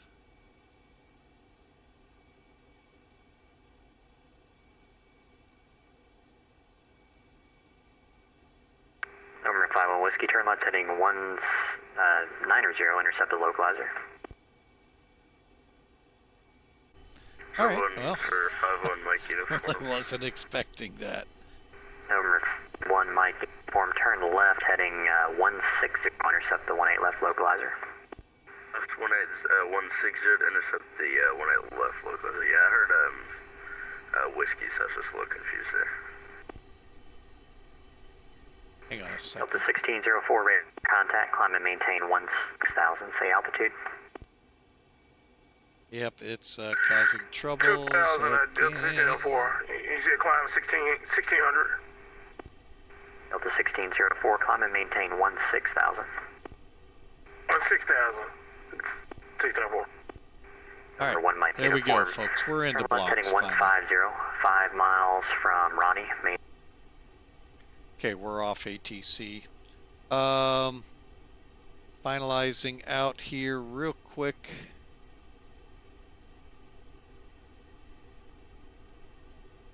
Transponders off. Everything's off. Okay, coming down beacon. That's the last thing we get.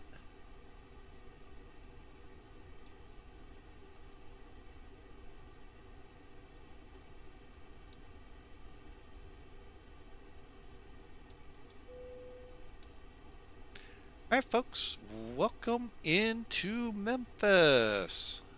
Let's see how we did with the airline first. Not really sure what they're going to record us at. Looks like we had 2 landings there, so it's a good chance we might get a gig here. That's why I say, folks, always check them out before you sign on that dotted line.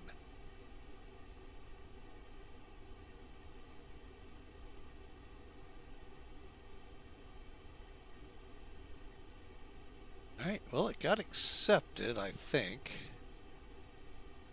At 260 points.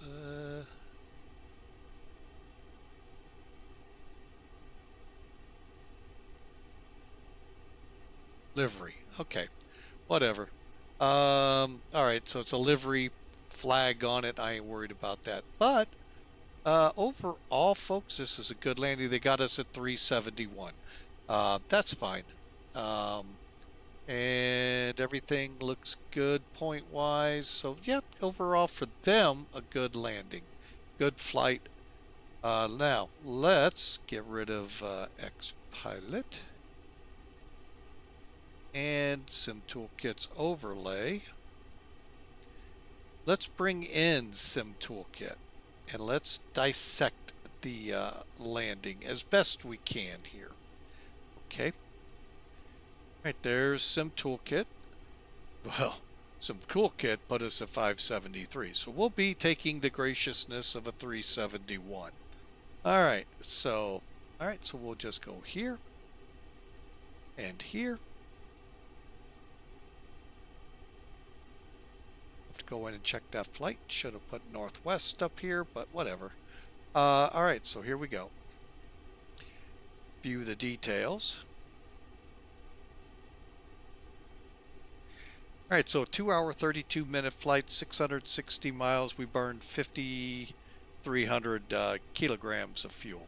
So they put us at 573 at 117. I did bounce slightly, so that could be part of that. Alright, so here's what we did, folks. This is why I like Sim Toolkit over Volanta. Folks, they're both great programs. I just like the detail Sim Toolkit takes to your landing, so you can learn a little bit. All right. So, just so you're aware, in case you're, not aviation savvy, on these precision approach runways, granted you're not going to see the dots, but this line here is the threshold. Okay, that's where you're supposed to land after.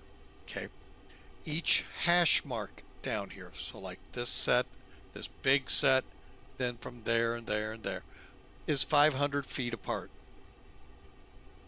We landed 1,673 feet down the runway and just left of the center line. So overall, that part's great. We're in the landing zone. We're only 3 feet off the center line. That's how it's supposed to be. Again, we know the metrics that came in, 573 and all of that. That happens, folks. Like I said, I believe I got recorded with a bump in the landing, meaning I bounced. So, it is what it is. All right. I am going to go ahead and kick that away.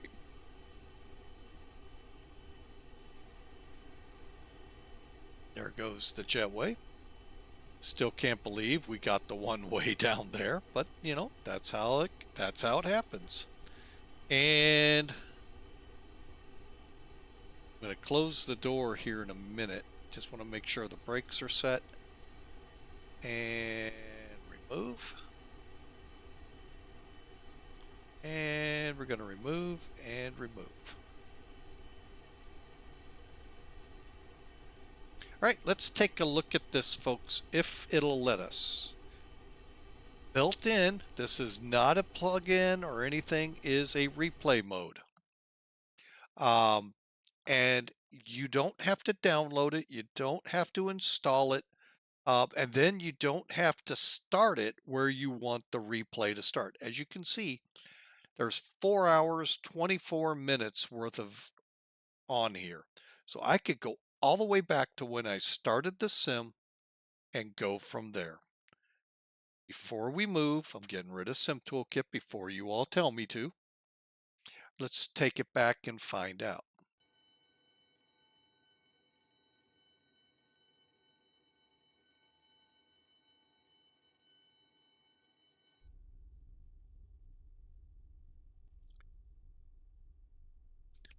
All right. Good thing is it's working.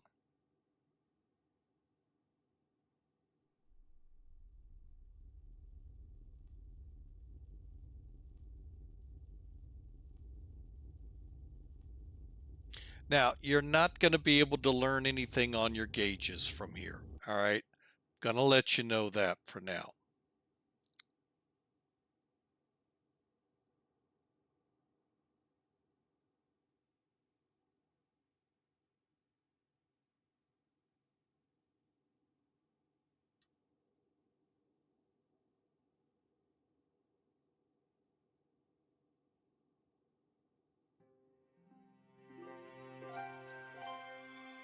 All right, we're gonna get some music going here, folks. Let's watch the approach here. I'm not sure at what point here we might be able to tell. It's definitely when we're here, when we've got control of it. It might get a little wiggly. But I know I kept it pretty stable.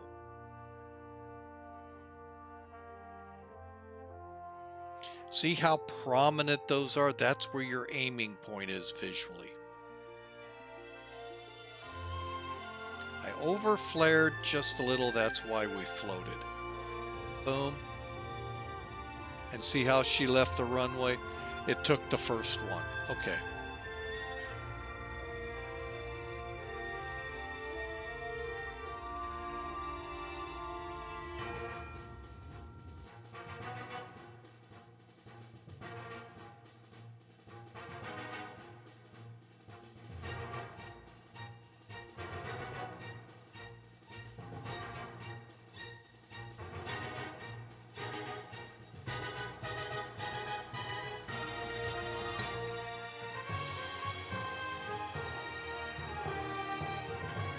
Overall, a very stable approach. Screenshotters, there you go.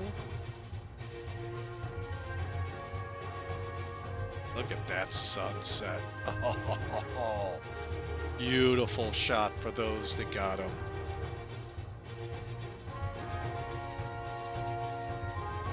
One more time.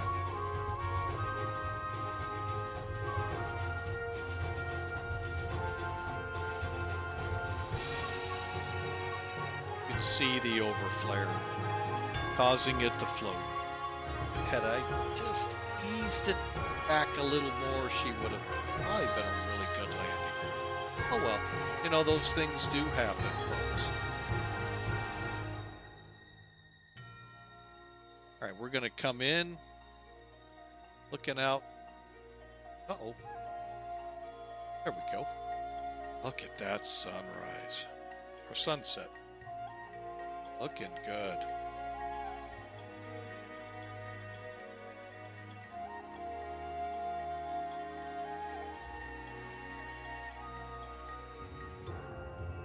Yep, little tough on the landing there. Let's go back out and take a look as we come in from the other side, passing FedEx and 27.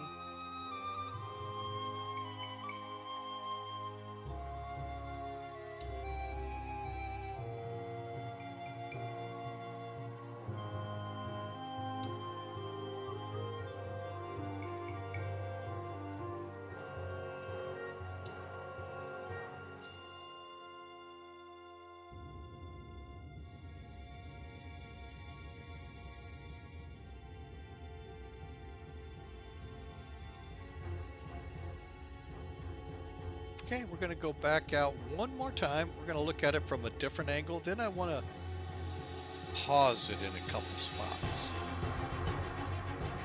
Let's take a look out the nose. If you haven't noticed, remember we opened the stream talking about little jokes between me and Hawker, one of our moderators, about the floating village, if you will, here up the airport. And we're going to take a look. We're going to go back one more time. That's actually a cool view. I'm glad I have it now. Let's go back a little bit.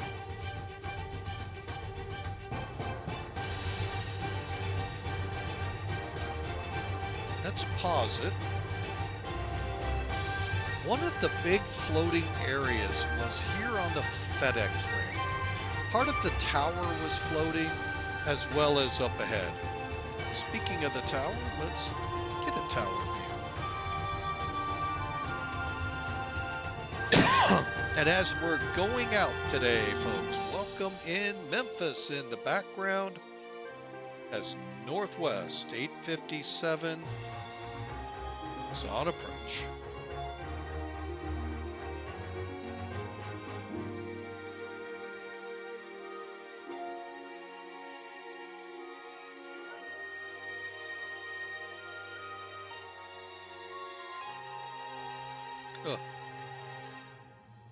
Not a great landing, but you know, still, we're here, folks. We made it.